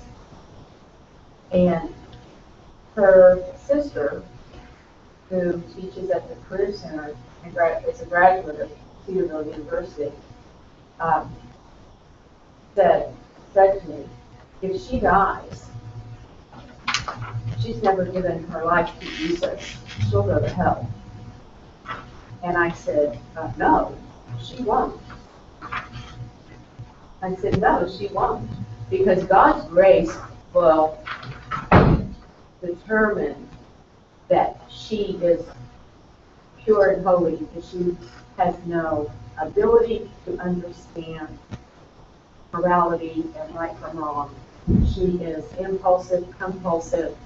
God loves her the way she is, and He will not condemn her to hell.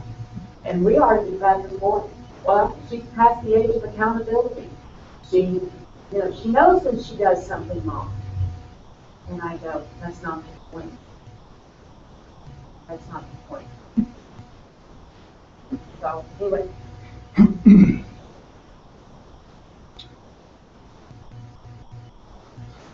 And before someone decides to get frosty and tell me that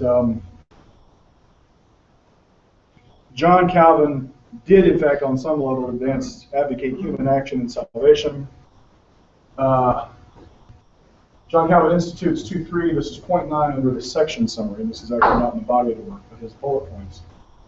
3 axioms. God does not prepare a man's heart so that he can afterwards do some good of himself.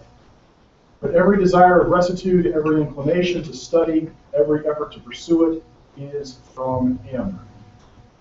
This desire, study, and effort do not stop short, but continue to effect. This progress is constant. The believer perseveres to the end. A third objection and 3 answers to it. This, like I said, is his bullet points for what he's going to talk about. There again, it's progress. Well, he's attributing pretty much every conceptual evolution. Yeah. Every conceptual evolution, doesn't matter from where it starts, ultimately is somehow imputed to you from whatever. Yeah. That was Jonathan Edwards, too. So like I said, this is hard determinism. I really did like this quote by R.C. Sproul because I thought it revealed so much. We've already addressed the fact some of its underlying assumptions. Notice, of course, we're actually going to start making a jump. Like I said, we're talking about Luther and Calvin. They really are not modern thinkers at all. They are the croaking moan of death and destruction coming out of the Dark Ages. But he's also basically saying that now humanism, once we get to the Enlightenment now, the Enlightenment decides to abandon all truth. By the way, does anybody know how to pronounce that word? I pronounced it Socianism. Does anybody know what that is? Socinianism. Or Socinianism? Oh, okay, I'm glad somebody caught that. I looked it up and I still don't think I know what it is. I don't know who that is. I think it's Socinian. I'm guessing it's somebody, but I've never heard who that is. So somebody can. That's Sproul showing off. Okay. Yeah, I've heard the term.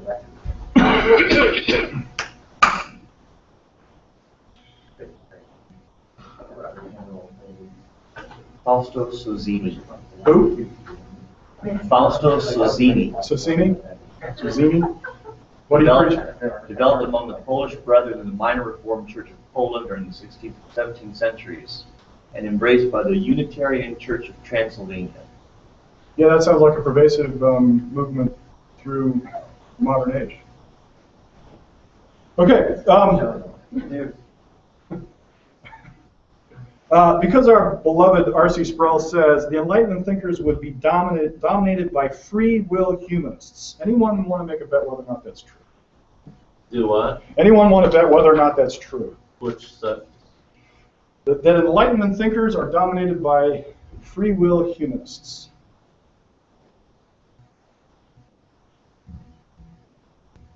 Humanists up here, right?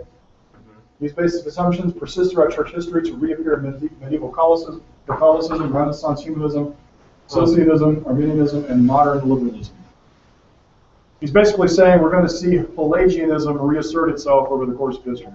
Right? How many of you want to guess whether or not human ability, free will, is going to be the dominant theme of modern philosophy? How many want to make a guess? Anybody? What do you think? Yes or no? Yes. Yes?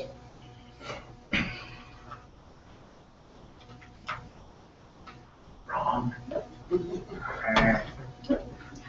Well, we're talking about the Enlightenment period. I know we are. I'm This is thinking what's going about- to get so damn confusing.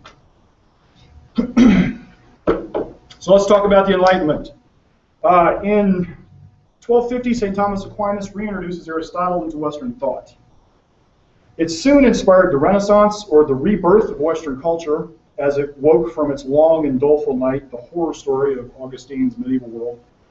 As the church's struggle to hold on to human existence waned, man's ability to exercise independent judgment increased. If the definition of humanism is the rejection of church destruction, then it is true that the Enlightenment was an age of humanism. But Sproul is saying that the Enlightenment was a specific reappearance of Pelagian free will doctrines. So let's take a look and see if this is true. So by the time we get to here, roughly, right about there-ish, okay? Not these guys, right around here, Thomas Hobbes, Descartes. By the time we get to here, here's what's happened in the evolution of Western thought. Copernicus' heliocentric solar system has prevailed against church mysticism. Galileo and the laws of planetary motion have prevailed against church mysticism. Francis Bacon has advanced scientific methodology and inquiry in a world once ruled by superstition. Church fiat was giving way to the intelligible world of man's existence. Sir Isaac Newton is soon to publish his seminal work of the laws of motion and universal gravitation, and the effectiveness of reason and human ability was being proved and validated with every rising sun. With the growing confidence of human ability, with the growing confidence, reliance on reason, and with the increase of prosperity and the betterment of human life, it would seem logical that Western thought would abandon the mystical, predetermined man as morally depraved worldview without so much as a belch of protest. But this did not happen. Thomas Hobbes and Descartes. Now these guys are basically contemporaries. I think, if my memory serves correctly, Thomas Hobbes really writes first. But Descartes is the one who gets the title Father of Philosophy. Because what Thomas Hobbes advanced was pretty much roundly rejected when he wrote it. Thomas Hobbes becomes very influential about 150, 200 years later. Descartes is influential almost from the time he publishes. Now, these two men signal the beginning of modern philosophy. They are the first men to seek to develop a systematic scientific philosophical formulation.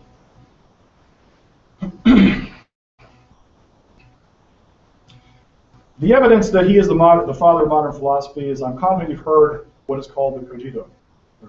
Cogito. I think, therefore I am. Confident you've heard that phrase, right? So here is what Descartes said on determinism. He saw new evidence for strict causality. Who did we originally hear about causality from?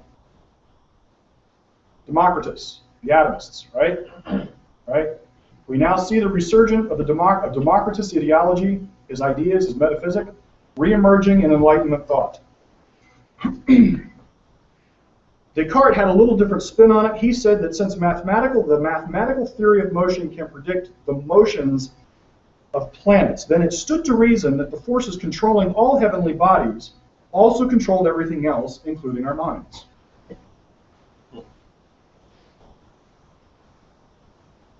Mathematically, if someone could have a sufficient insight to the inner parts of things, and in addition had remembrance and intelligence through to consider all the circumstances and take them into account, he would be a prophet and see the future in the present as in a mirror. Interesting, John. I read a book recently called The God Particle by a Nobel Prize-winning physicist. He says exactly that in his own words. He doesn't credit Descartes with that, but he says that. Except he says instead of someone, it's some computer. So if we could design a computer, we could see everything that every source going to do all the way from here to infinity. So that gets a lot of play, even today. Even today. Even today. Which is why I asked you to make the bet earlier. Because ultimately, Sproul is wrong. Profoundly wrong. Western philosophy, I'm going to cheat here briefly. Western philosophy, by the time Hobbes and Descartes start talking, we gain some momentum forward with the validation of reason and human existence. But it starts to collapse almost from the beginning. And it starts to collapse directly related to mechanistic determinism. And where did we originally hear about mechanistic determinism? Pop quiz. Democritus, the atomists. This accounts for mechanistic determinism, but where is human freedom, says Descartes? Descartes' answer is in philosophical dualism. Human freedom is in the mind, a separate substance from the material world, and by its nature unconstrainable. Human determinism is matter in location of causation, therefore the body is subject to the laws of nature and is therefore determined. Where have we heard this version before? Who is this? Pythagoreans, soul-body dichotomy, Plato, forms, material world, Cynics and Stoics.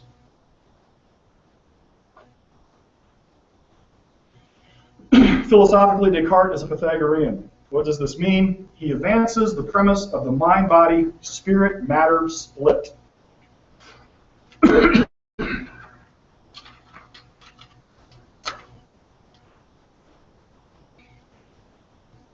Being contemporaries, Hobbes and Descartes carried on a debate about necessity and liberty circa 1650. Here's a brief summary of Hobbes' thoughts.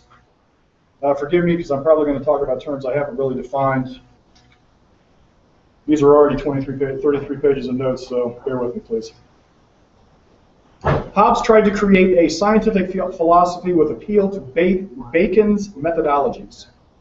Bacon, of course, is the one who put into practice, who put into the modern mind scientific process. Remember way back when, one of those early thinkers that said the exact same factors would produce the exact same result, Bacon is the one who came along and formalized this, which makes it possible for us to have science as a body of knowledge. Understand? Yes? No? Crazy? Hobbes is trying to appeal to the new science.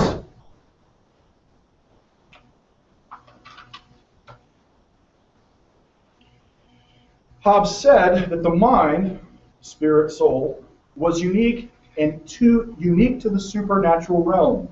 There is no mind, man has no mind. By contrast, what did Descartes say? Man has a mind, but it is entirely dedicated to the spiritual realm, right? Hobbes says man has no mind. Perception is merely the stimulus of the external material world that causes our material to quiver in successive chain of quiverings until it gets to our brain.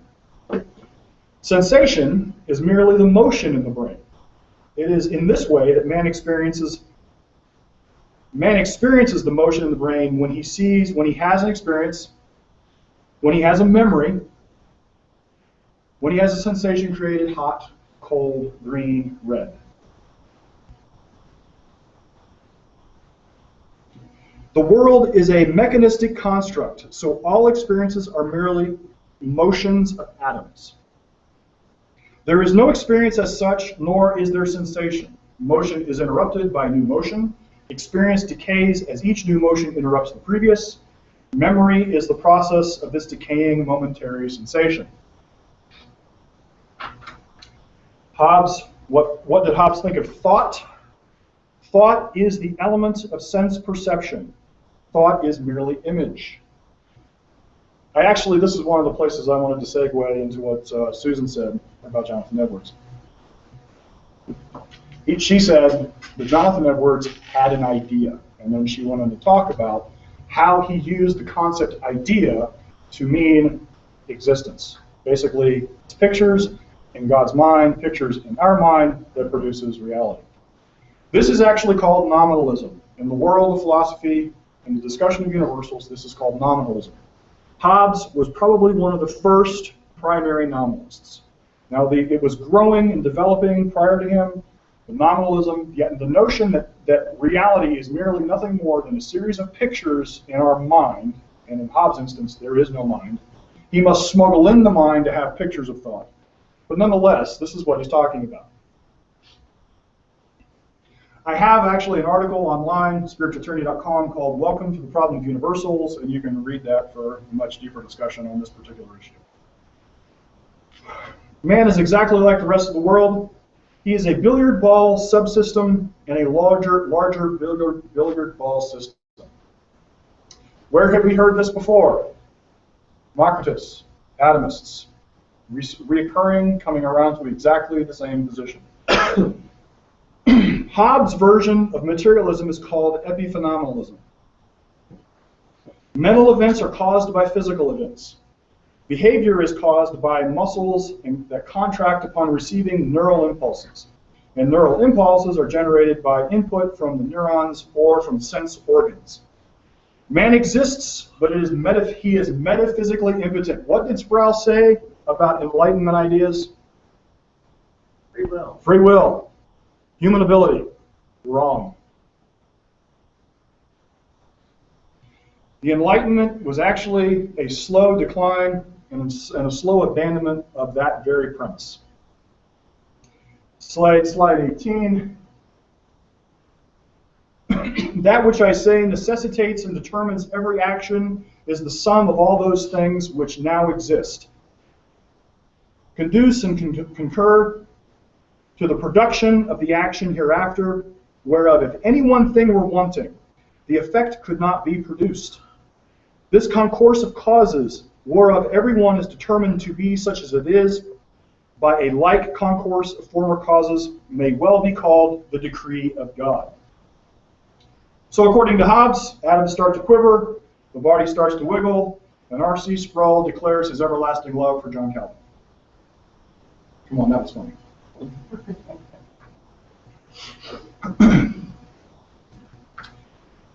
Thomas Hobbes does have a definition of free will, and it is the absence of external impediments. That's what he means by free will. But since all actions have prior necessary cause, all of man's actions are thus determined. So really and truly, there is no will. The absence, free will would be the absence of impediments, but since that never happens, there is effectively no.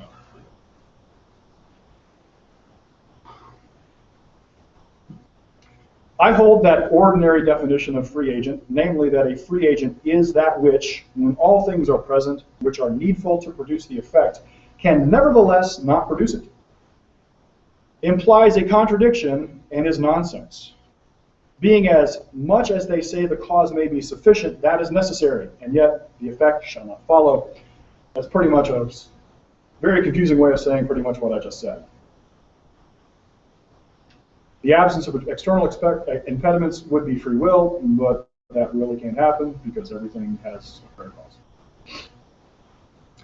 So I want you to notice, I'm going to back up real briefly here just to give us our timeline. Notice that Enlightenment philosophy, this is effectively the start of the modern version of philosophy. It starts with the soul-body split. Man is impotent. There is a shift, and the only real functional distinction here is that there is a shift between medieval theological determinism, i.e. God causes everything, to a secularized mechanistic determinism. Notice the modern philosophy is fully grounded from the beginning in the Pythagoreans and the atomists. Oh, I did it again. Sorry about that. And I'm looking for, there you go, you're a champion, thank you.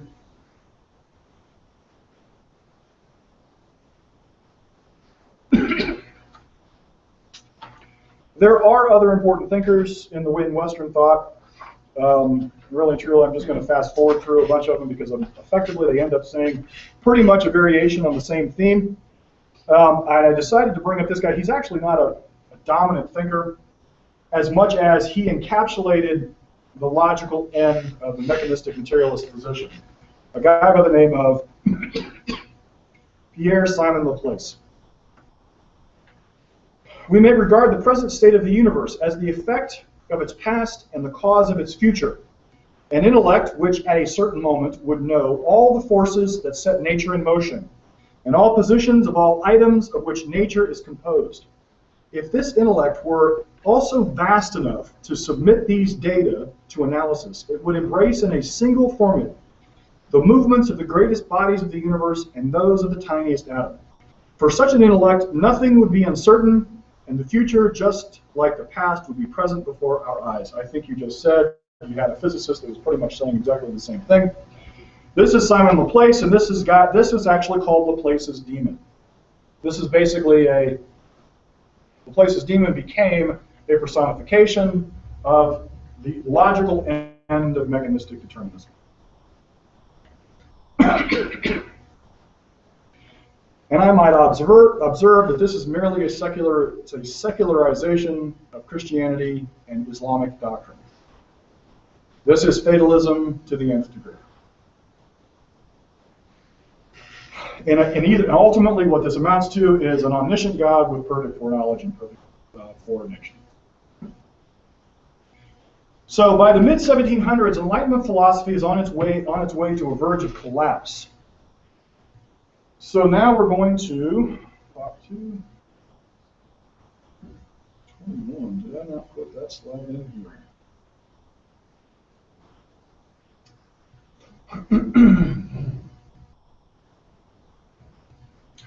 I'm confused. I think I made a mistake.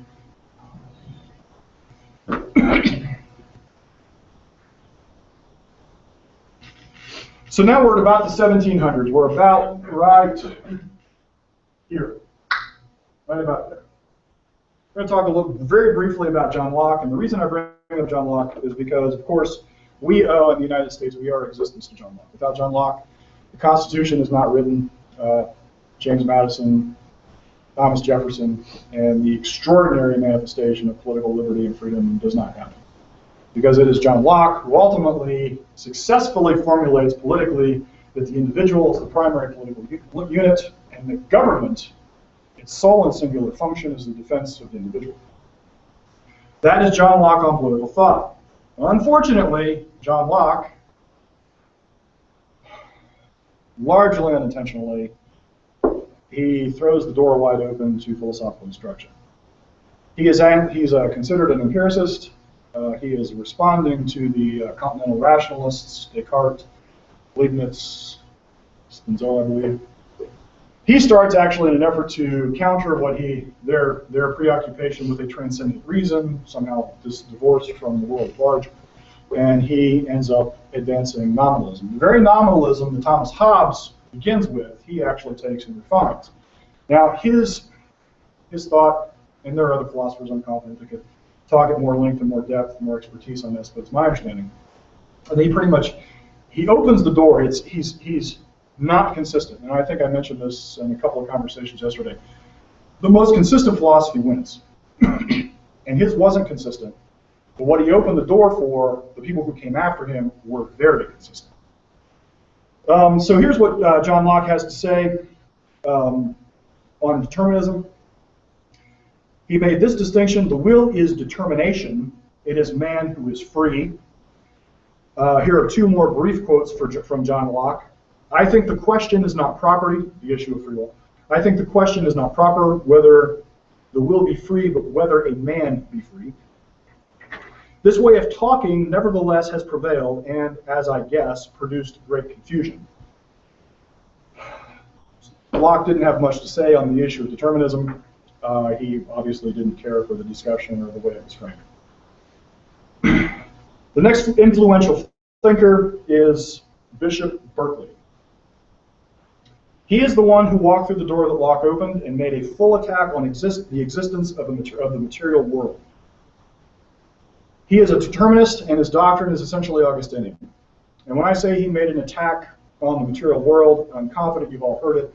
How many times when you were young and naive and sitting either in some advanced class in high school or early class in college, and some professor stood up and said, if a tree falls in the forest, does somebody hear it?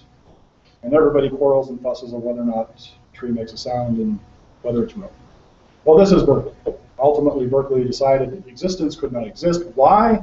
Because existence is merely a picture in the mind of God, and if there is nobody there to observe it, it does not exist.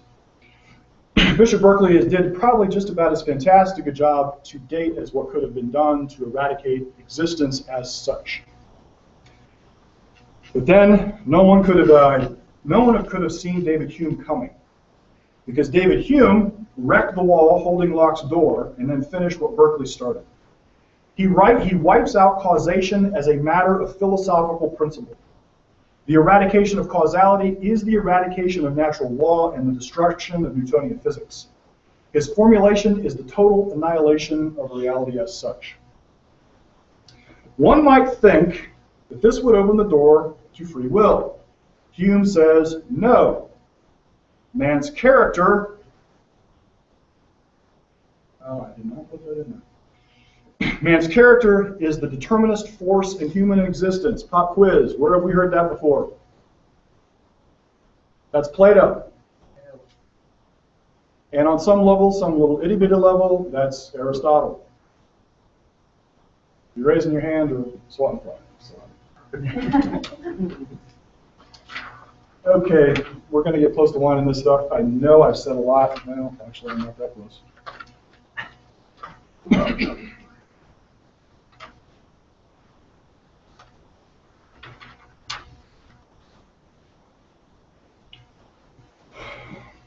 So now we get to Immanuel Kant, right here.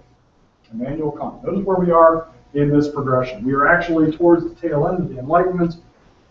Immanuel Kant. A discussion of Immanuel Kant will probably take at least as much as I've talked already in this lecture, plus another week.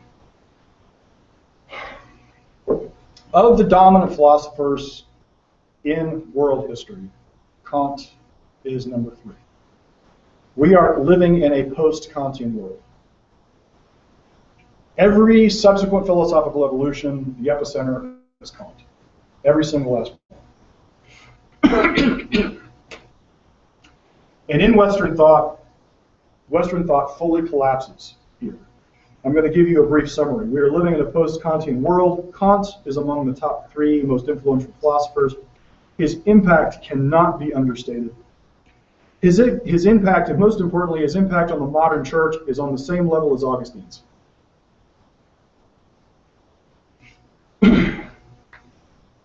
He developed one of the fullest, most comprehensive formulations in the modern age. Its function was aimed at destroying reason. It was aimed at destroying man. And ultimately, Kant's skepticism is at the root of all modern philosophical formulations. As an aside, whenever you hear a new Calvinist waxing academic about the perils of postmodernism, and without fail, within 10 minutes of listening to any academic somebody, they're going to start wailing and moaning about postmodernism. And they're going to talk about it as if it's a thing. You must immediately realize that these same men will advocate with impunity the essential elements of Kantian thought. Between the non-existent thing called postmodernism and Kantian thought, Kant is the much more serious blight on human existence. And it is my entirely non-peer-reviewed opinion that without Calvin here, Immanuel Kant is not possible.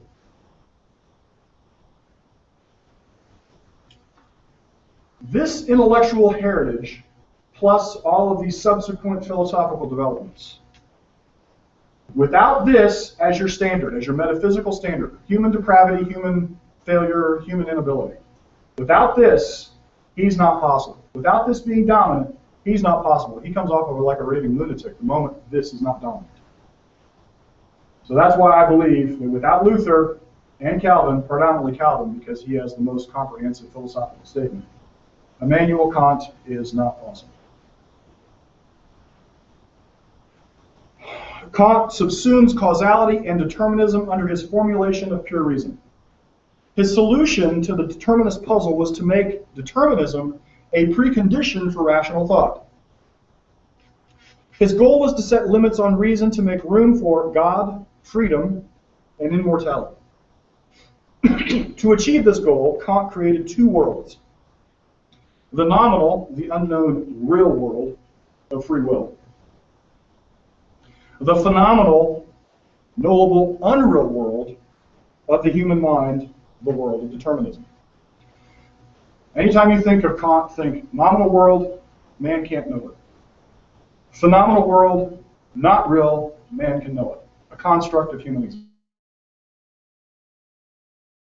Cognition. What's that? The Matrix. Yeah, it's very simple. Actually, yes. The Matrix. Actually, the movie 2 and movie 3 are a study in Hegel and Kant.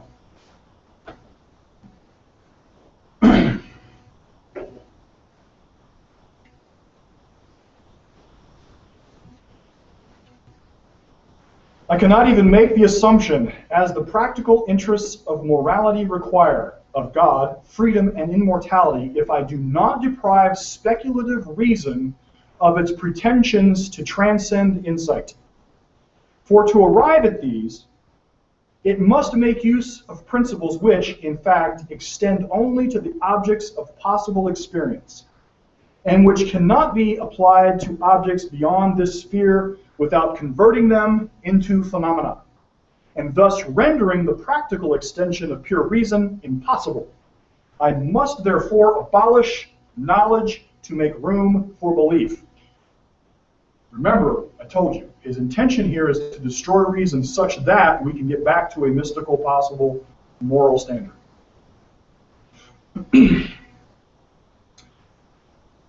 Recognize that Kant, now, in the Enlightenment, philosophers in the Enlightenment, for the first time, Luther tries to destroy reason in the name of God. In the Enlightenment, philosophers tried to destroy reason in the name of reason. And Kant is king. And remember, our favorite neo-Calvinist, R.C. Sproul, insisted that Enlightenment humanists were repeating the Pelagian heresy.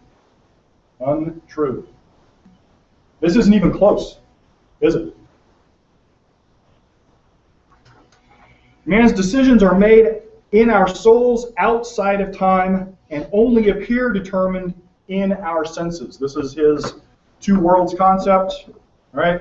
The nominal world, the phenomenal world. The phenomenal world is our world of our senses, and it only appears determined to us, but in actuality it's free. That's his basic logic. The categorical, and this is called, this translation thing happening, what he calls the thing that translates the nominal world to the phenomenal world, is called the categories. And it's what shapes our human understanding. In the process of moving between the nominal and the phenomenal world, this is what accommodates freedom and determinism.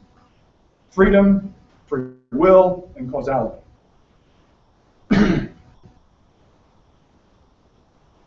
When we see how it does not involve any contradiction to assert, on the one hand, that the will in the phenomenal sphere is invisible action is necessarily obedient to the law of nature, and insofar not free. And on the other hand, that as belonging to a thing in itself, it is not subject to that law, and accordingly is free. Kant thinks that this division between the free nominal world and the determined phenomenal world opens up the requirement for moral responsibility. This sounds fantastic, doesn't it? In the event that we have these two worlds, now we have the ability for man to be morally free. And what has historic determinist, what has been the historic determinist fight? Where does man gain moral responsibility if in fact he is determined? And in this instance, Kant thinks he has arrived at a solution. On the one hand, there is the world of the independent human existence that has moral requirements, the nominal world.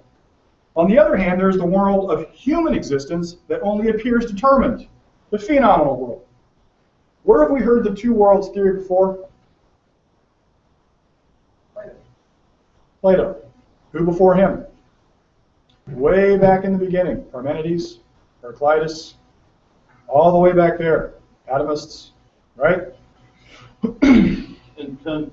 Contemporarily, Justin Taylor, the director of the Gospel Coalition.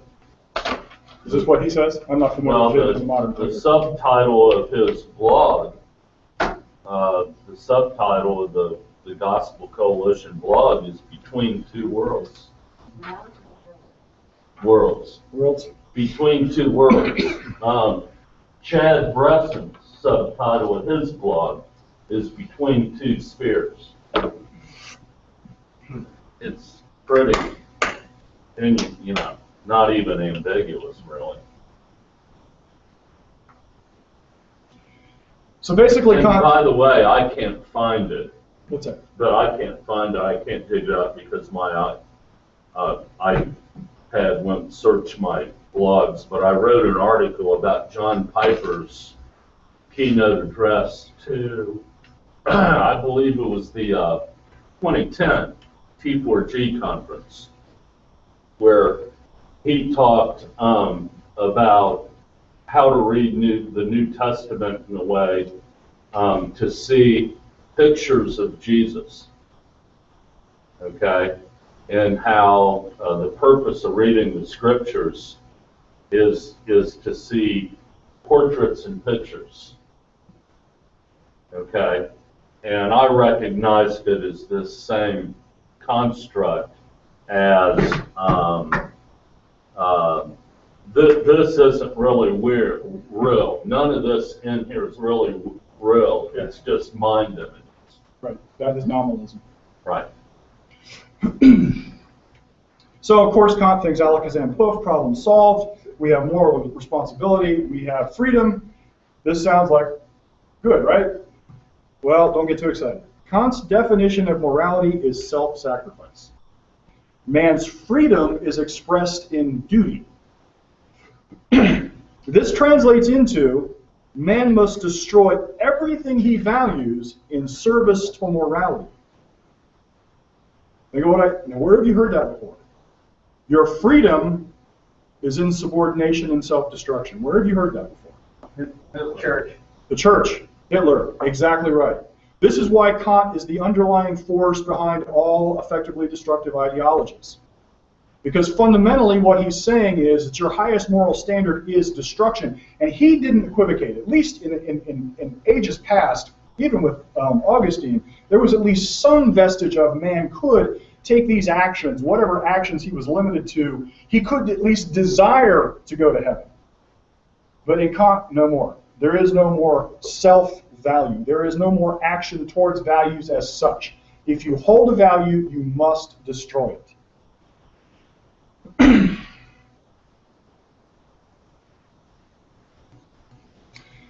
Kant signals the collapse of Western thought.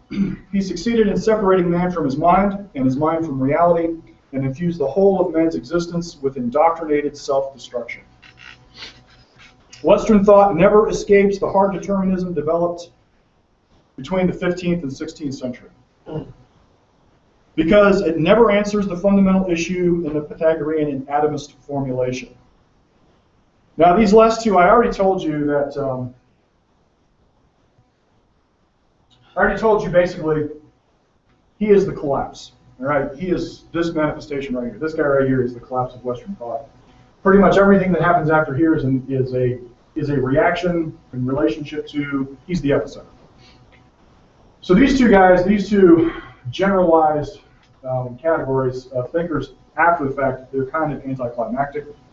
However, they do have a bearing on our modern understanding of determinism, because they are the most dominant variations that you see, particularly in the secular political world. So let's talk about B.F. Skinner. I did it again. You know, they should not put that escape button right under your thumb.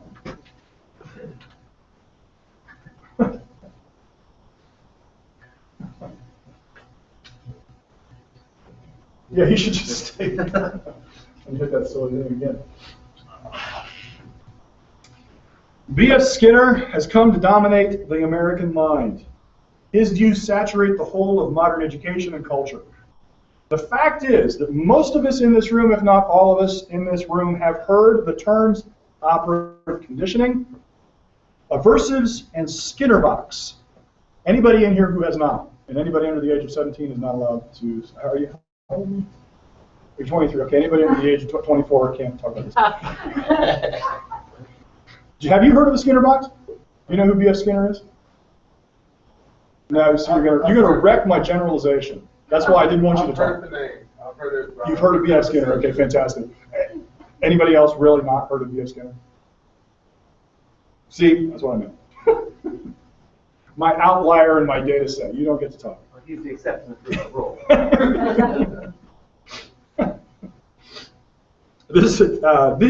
All these terms are testimony to how pervasive his ideas have become.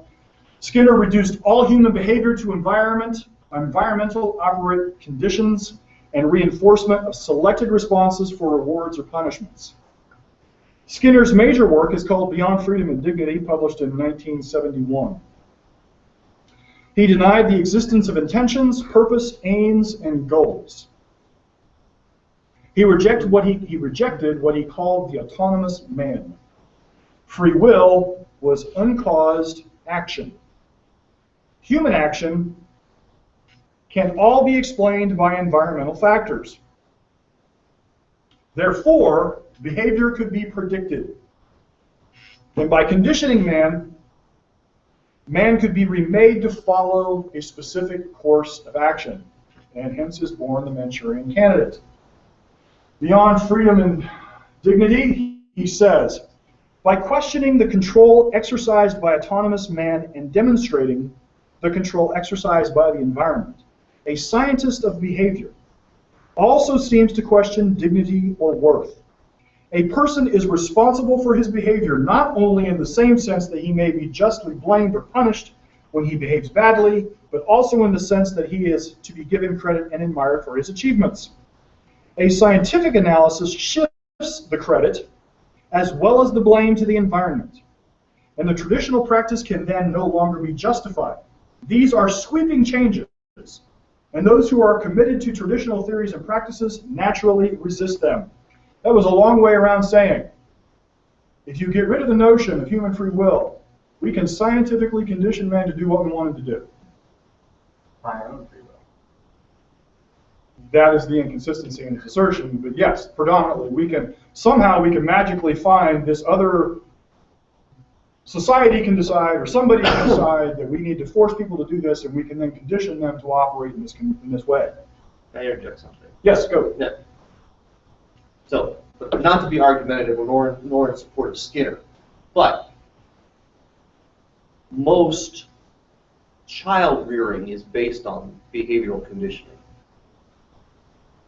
In fact, most textbooks you'll read regarding child rearing revolves around behavioral conditioning, which I'm sure has to come from Skinner's studies. It does.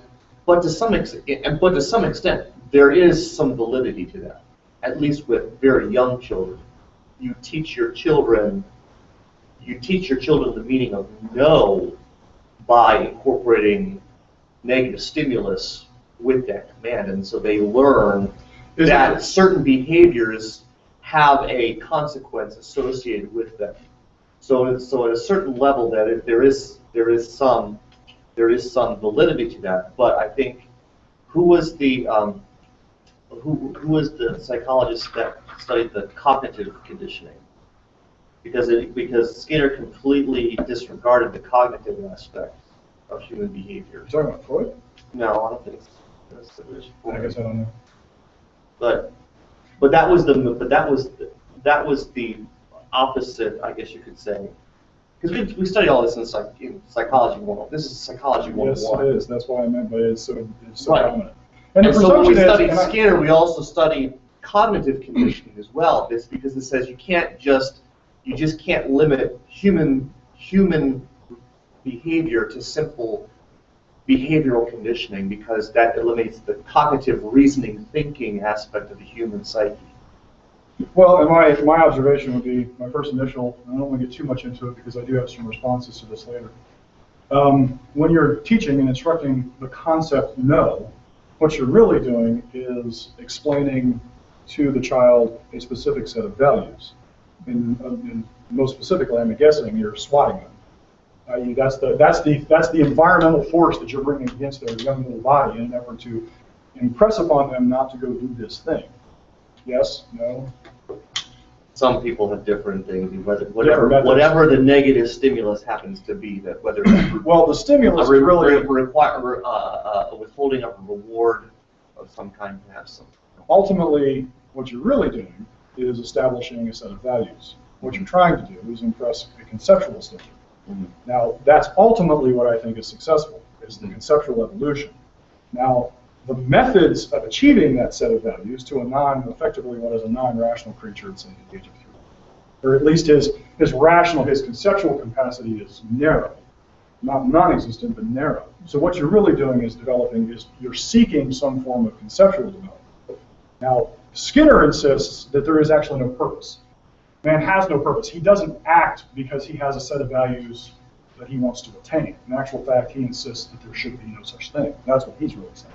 And hence the determinism that I'm talking about is that man can be then compelled by these environmental forces towards a specific end. That's what he's talking about. Your question was Dr.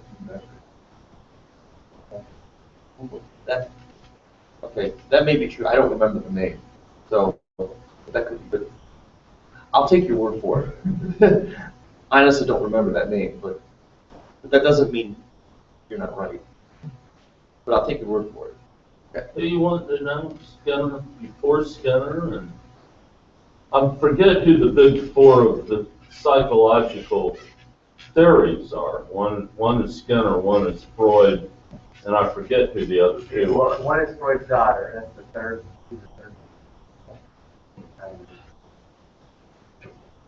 For Skinner, his premise opens up the field of psychology to social control. In fact, it was essential that society begin to shape mass action. The illusion of freedom was central to global economic ruin. Man was not a privileged entity above nature, but rather a cog in the cosmic machine. To save the world, man must be conditioned to play nice with the world. Freedom and autonomy are the foundations of unchecked breeding, resource exhaustion, pollution, and war.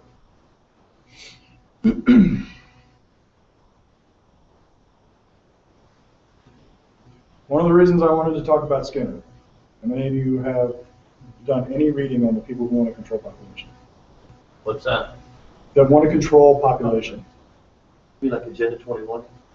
I don't know, I'm saying generally. I've done a lot of reading on it in regard to environmentalism.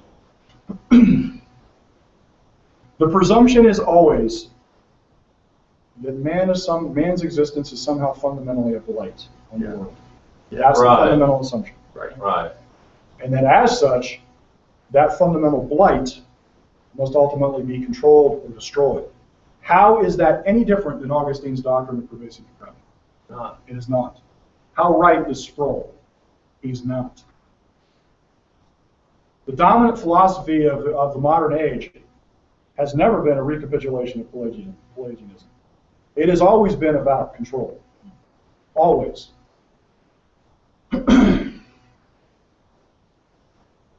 This is Skinner talking. These are wonderful possibilities. It is hard to imagine a world in which people living together without quarreling maintain themselves by producing food, shelter, and clothing they need, enjoying themselves and contributing to the enjoyment of others in art, music, literature, and games.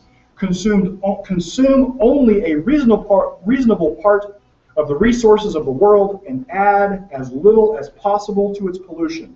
Bear no more children than can be raised decently, continue to explore the world around them and discover better ways of dealing with it, and come to know themselves accurately and therefore manage themselves effectively. In other words, it should abundantly reinforce those who have been induced by their culture to work for its cultural survival. You will remember one of the first slides that I showed you. Ancient man, prehistoric man, his conception of existence, birth, life, old age, death. This is Skinner reviving that basic presumption about human existence. That man is nothing more than a cog in a massive cultural, cosmic, social wheel. And that to make sure man does that, he must be conditioned by societal forces to that end.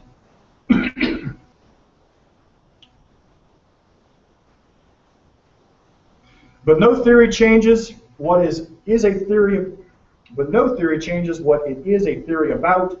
Man remains what he has always been, and a new theory may change what can be done with its subject matter.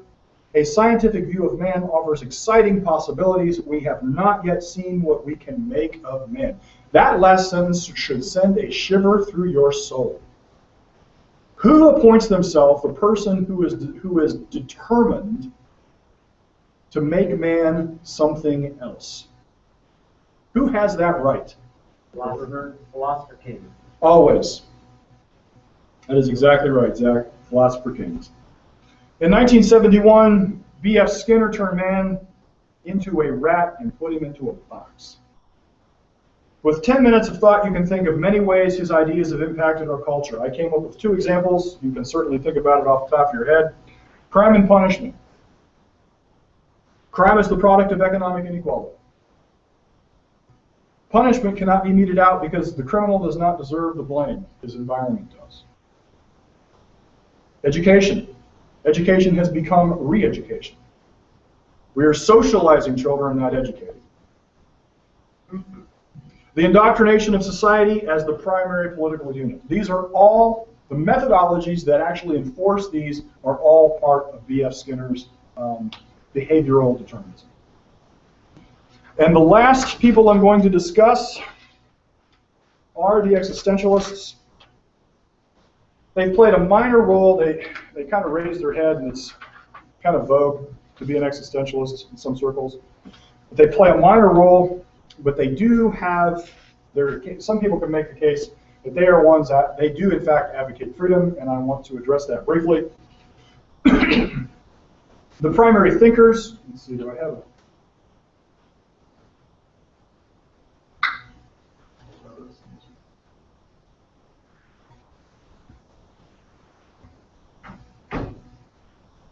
Oh, by the way, behaviorist Skinner and Marx was actually a behaviorist. One of the principles of Marx's doctrine ideology was that the only reason you're a capitalist is because you were born into a capitalist culture, and that therefore affirmed to you that capitalism was the correct action.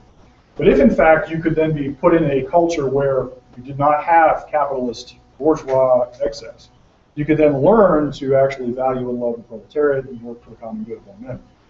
Ultimately, Marx is a behaviorist. Brief aside. So now let's talk briefly about Heidegger, Kierkegaard, and Sartre. These are the primary existentialists. There are others.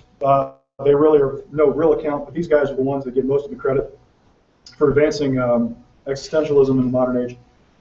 Heidegger is virtually indecipherable. He's almost impossible to read. I don't recommend it, really. I don't get very far with him just because he spends most of his time, in my mind, going in circles. But he has a fantastic following. He's actually considered, he is an academic icon. Sartre and Kierkegaard are the other two. For the most part, here is a summation of the existentialist position. There are two dimensions, the world of things and then a mystical world of being. Being is the highest attainment. Existence is the material world. Being is a transcendent state. To achieve being is accomplished by the renunciation of the material world. How do you renounce the material world? Your goal is to seek out boredom and utter indifference to material things.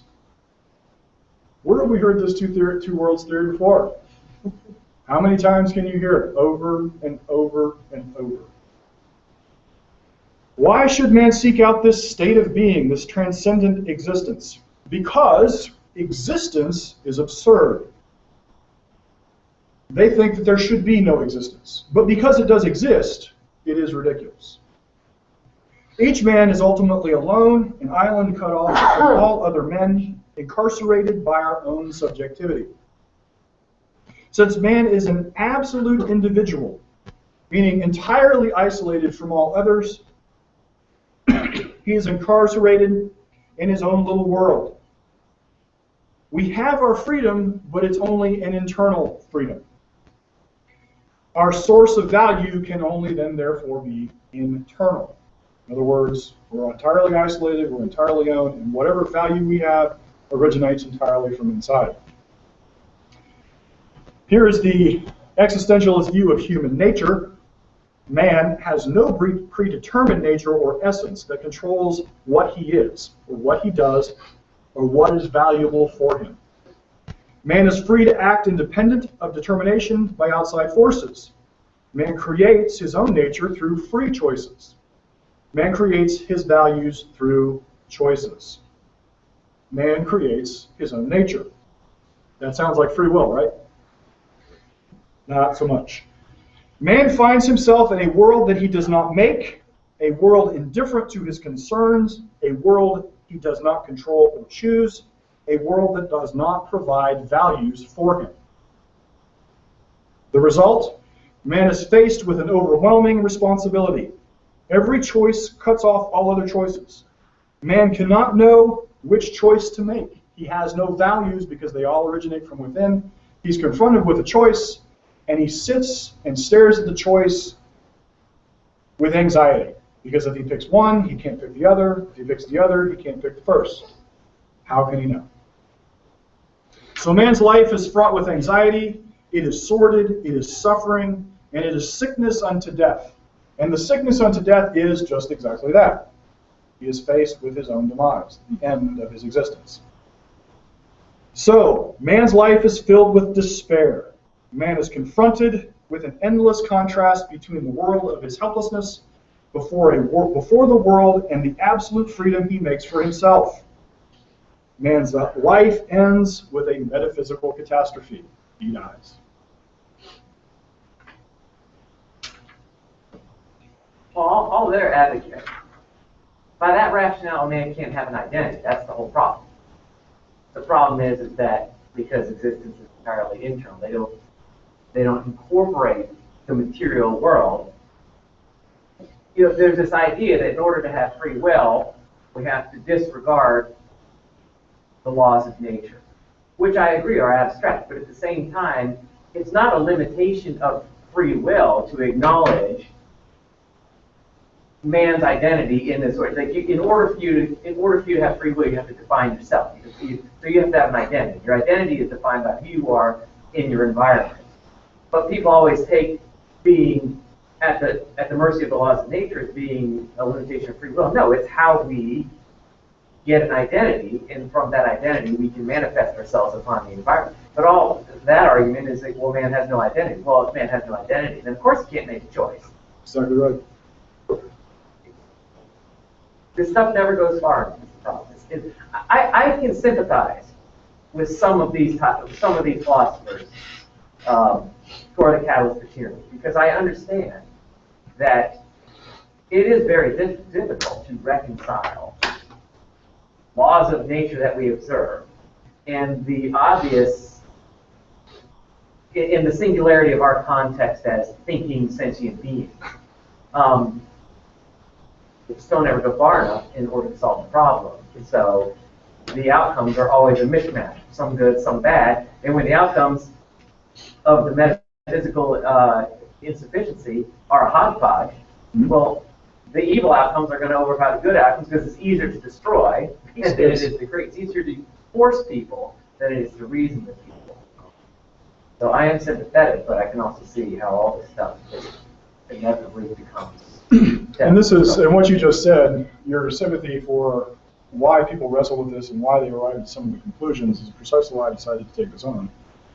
It is hard to answer, but I wanted to give you a sense of how long man has struggled with this particular issue. This did not show up just alakazam poof with Luther and Calvin and Augustine. Man has been struggling mightily with the issue of determinism and free will for pretty much the whole of his existence. Which is why my next discussion will be what I think is an effective answer to free will. I'm going to try to jump into the middle of this.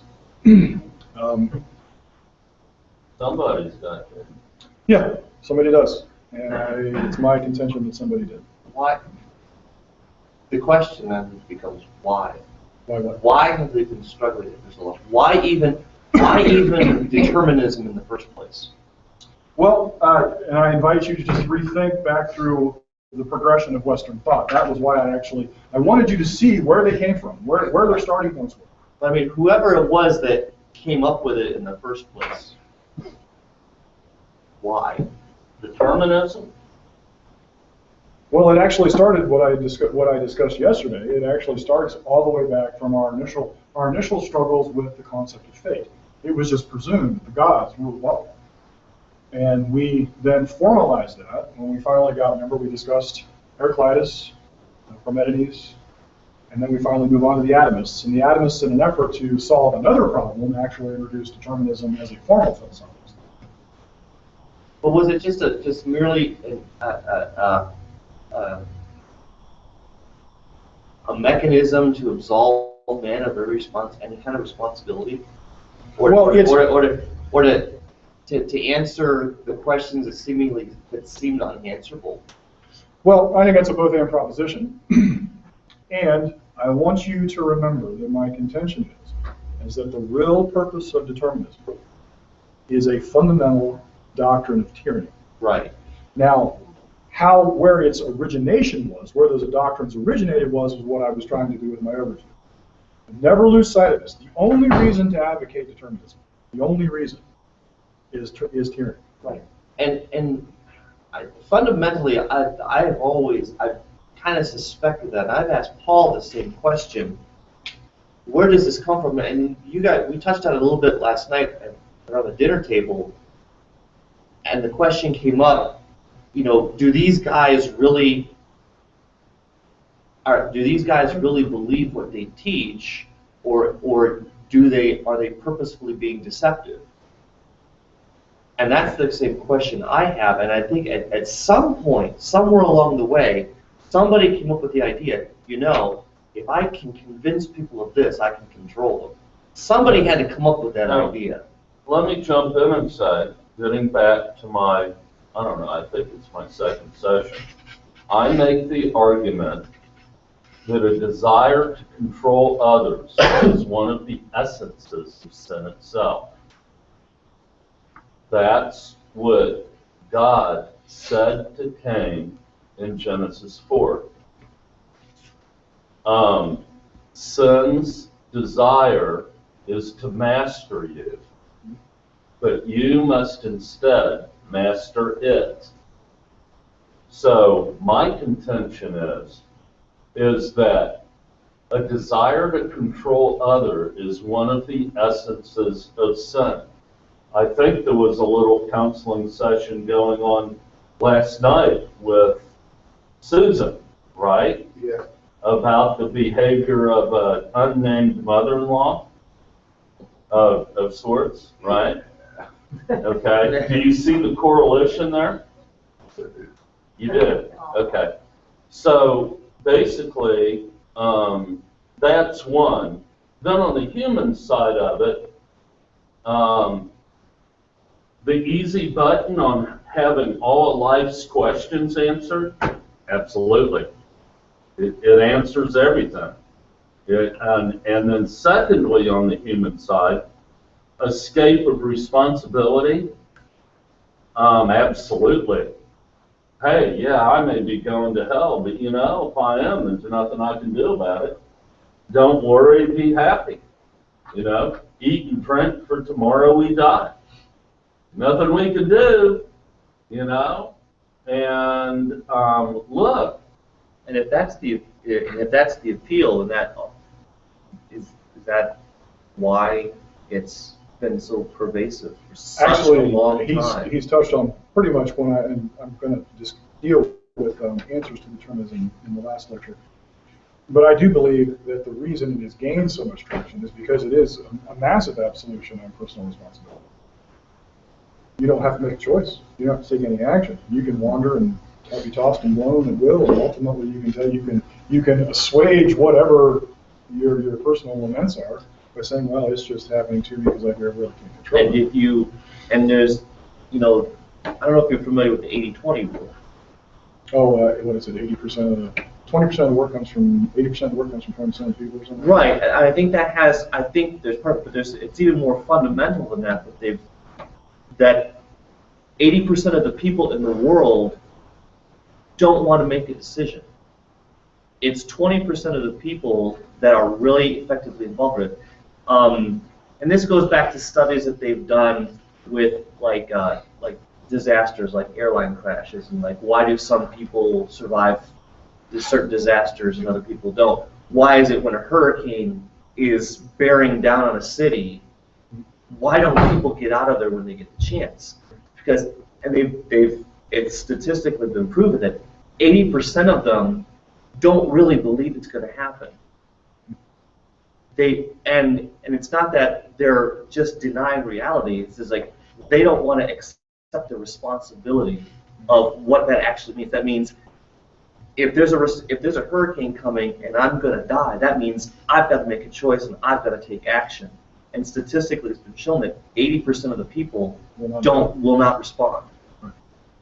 Well, you asked, and I wanted to kind of echo something that Paul said in response to your question, why do the determinists persist? I mentioned this last night. I think one of the most dangerous personalities is the true believer. Because he's not a fraud and he's not a fake. The guys that stand up in the pulpit and preach that they are divinely appointed to be there. And that by definition of them being there, they're the ones uniquely qualified to help you navigate your life. The frauds you can see through in 10 minutes or less. You will eventually see the cracks behind the mask. The ones that are the most dangerous are the true believers. The ones that really do believe. The ones that really do believe they're doing God's work when they're wrecking your life. And so I think that the motive for determinism as such very much appeals to that mindset. Because it satisfies the moral justification on why they should be in charge, and why you should listen to what they say. And that is also one of the reasons that I think that there needs to be a massive pushback against that mindset. And it absolutely pervades the neo-Calvinist movement. It's everywhere. You can't listen to many of the main speakers for any more than about an hour before they'll start telling you why they are morally right to do exactly what they're doing and why you are morally right to bend your mind to whatever they want to tell you. And you try to tell any of these folks on these discernment blogs, Yeah. I don't care what it is, whether it's these discernment, whether it's these refuge blogs for these Bob Jones University victims, you try and get in discussion with them, you tell them why exactly it's going on, and you tell them it goes back to this determinist theology of total depravity, and they'll say, well, we don't want to turn this into a theological discussion. I'm like, you can't escape it. You can't escape it. That's exactly right. You cannot escape it. What the whole idea of mediation obviously started in the garden between the serpent and Eve. Okay, somewhere shortly thereafter, the mediators answered the question of who determines who the mediators are. That was answered, I believe, way back in history, shortly after the garden. The question that was begged of, well, who decides, how do we know who the mediators are? That was, predeterminism was plugged into that, okay? And, you know, Hinduism, we know, is the oldest religion in the world. And we see that heavy, you know, caste system of Hinduism, and the idea that there's the strong emphasis on predeterminism, okay? So I don't see predeterminism in the garden, but in the garden I do see the very beginning of human mediators, okay, that should rule over you because we understand things you don't understand, or even that God may be keeping from you. It may be mediation. Yeah, God keeps it from you because He's going to give it to me so I can give it to you.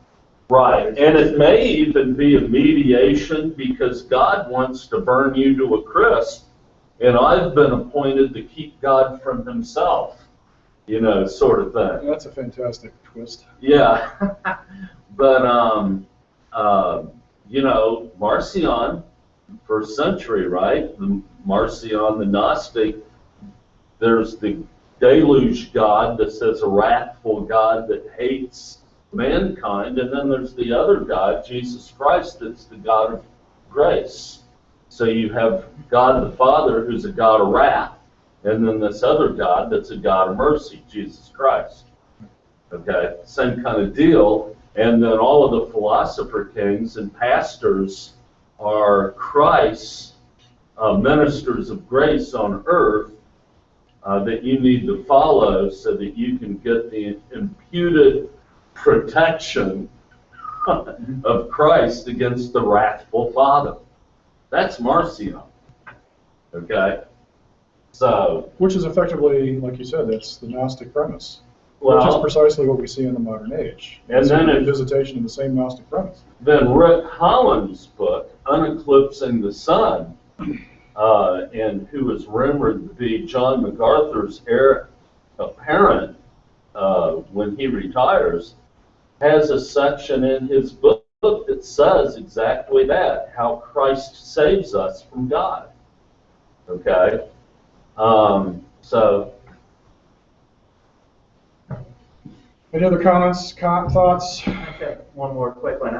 Bringing this back to Christianity as we examine it, just thinking through your whole thought, I was looking at some of the, this is what always got me about Christianity, is the inherent abstract contradictions that you can't reconcile. And they'll speak of, and this is kind of what I got on Bo about last year, which I feel bad, one of the speakers last year, when he was talking about how God is infinite. He's still mad at you. How God is infinite. Well, it's like, okay, God is infinite, and yet we are transient. So you have infinity somehow coupled with finity, which doesn't work. We are determined, but God is free. We are controlled by our environment, behavioralism, but God has free cognitive presumption. God has infinite existence, we have death itself. So that's the thing I couldn't. Fundamentally, these things are contradictions in terms. If God is ultimately free, he can't be reconciled with that which is ultimately absolutely determined. Because as soon as you try to integrate what's absolutely free with what's absolutely determined, you get a conceptual contradiction which doesn't work. If God is infinite, there's no end to God, then God can't end where my finity begins. And that was what I was talking to Bo about. You can't say God's infinite and yet appeal to a distinction between me and God. And this is just something for the audience to consider, is how much of what you're taught boils down to fundamental contradictions of concepts. They're trying to explain things using ideas which are totally mutually exclusive. And this is one of the sophist tricks that philosopher kings use in order to define and interpret reality for you. And it's just something to be on guard against. And I apologize for those. I probably anyway. Fantastic. Thanks, guys. Appreciate it. All right, I'll close this out. And again, remind everybody that we're going to finish out the conference at the Potter's House tomorrow. And thanks, more than one person sent me the link to the article that I wrote in 2010. Pearl, if you're listening, and I think you are, because she sent me the link too. Yeah. And an article I wrote way back in 2010 entitled John Piper's Antinomian Message at the 2010 Conference, where he puts this Kantian idea forth that the right way to read your Bible is not to look for the historical Jesus in the scriptures, but rather images and pictures of Jesus. Okay?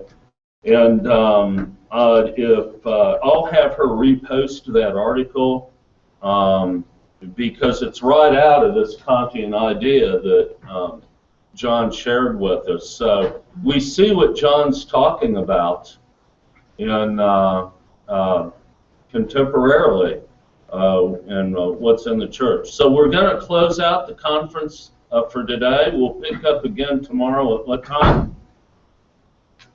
1 o'clock, I believe. No, actually, I think it's 2. Right around 2 o'clock. Yes, 2:15. 2:15. We will be broadcasting live from the Potter's House. Thank you for joining us, and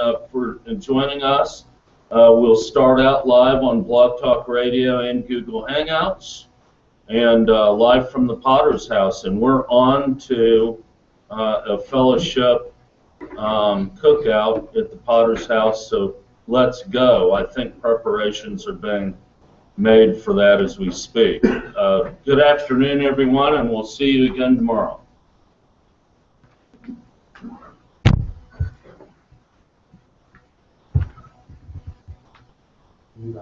One button turns everything.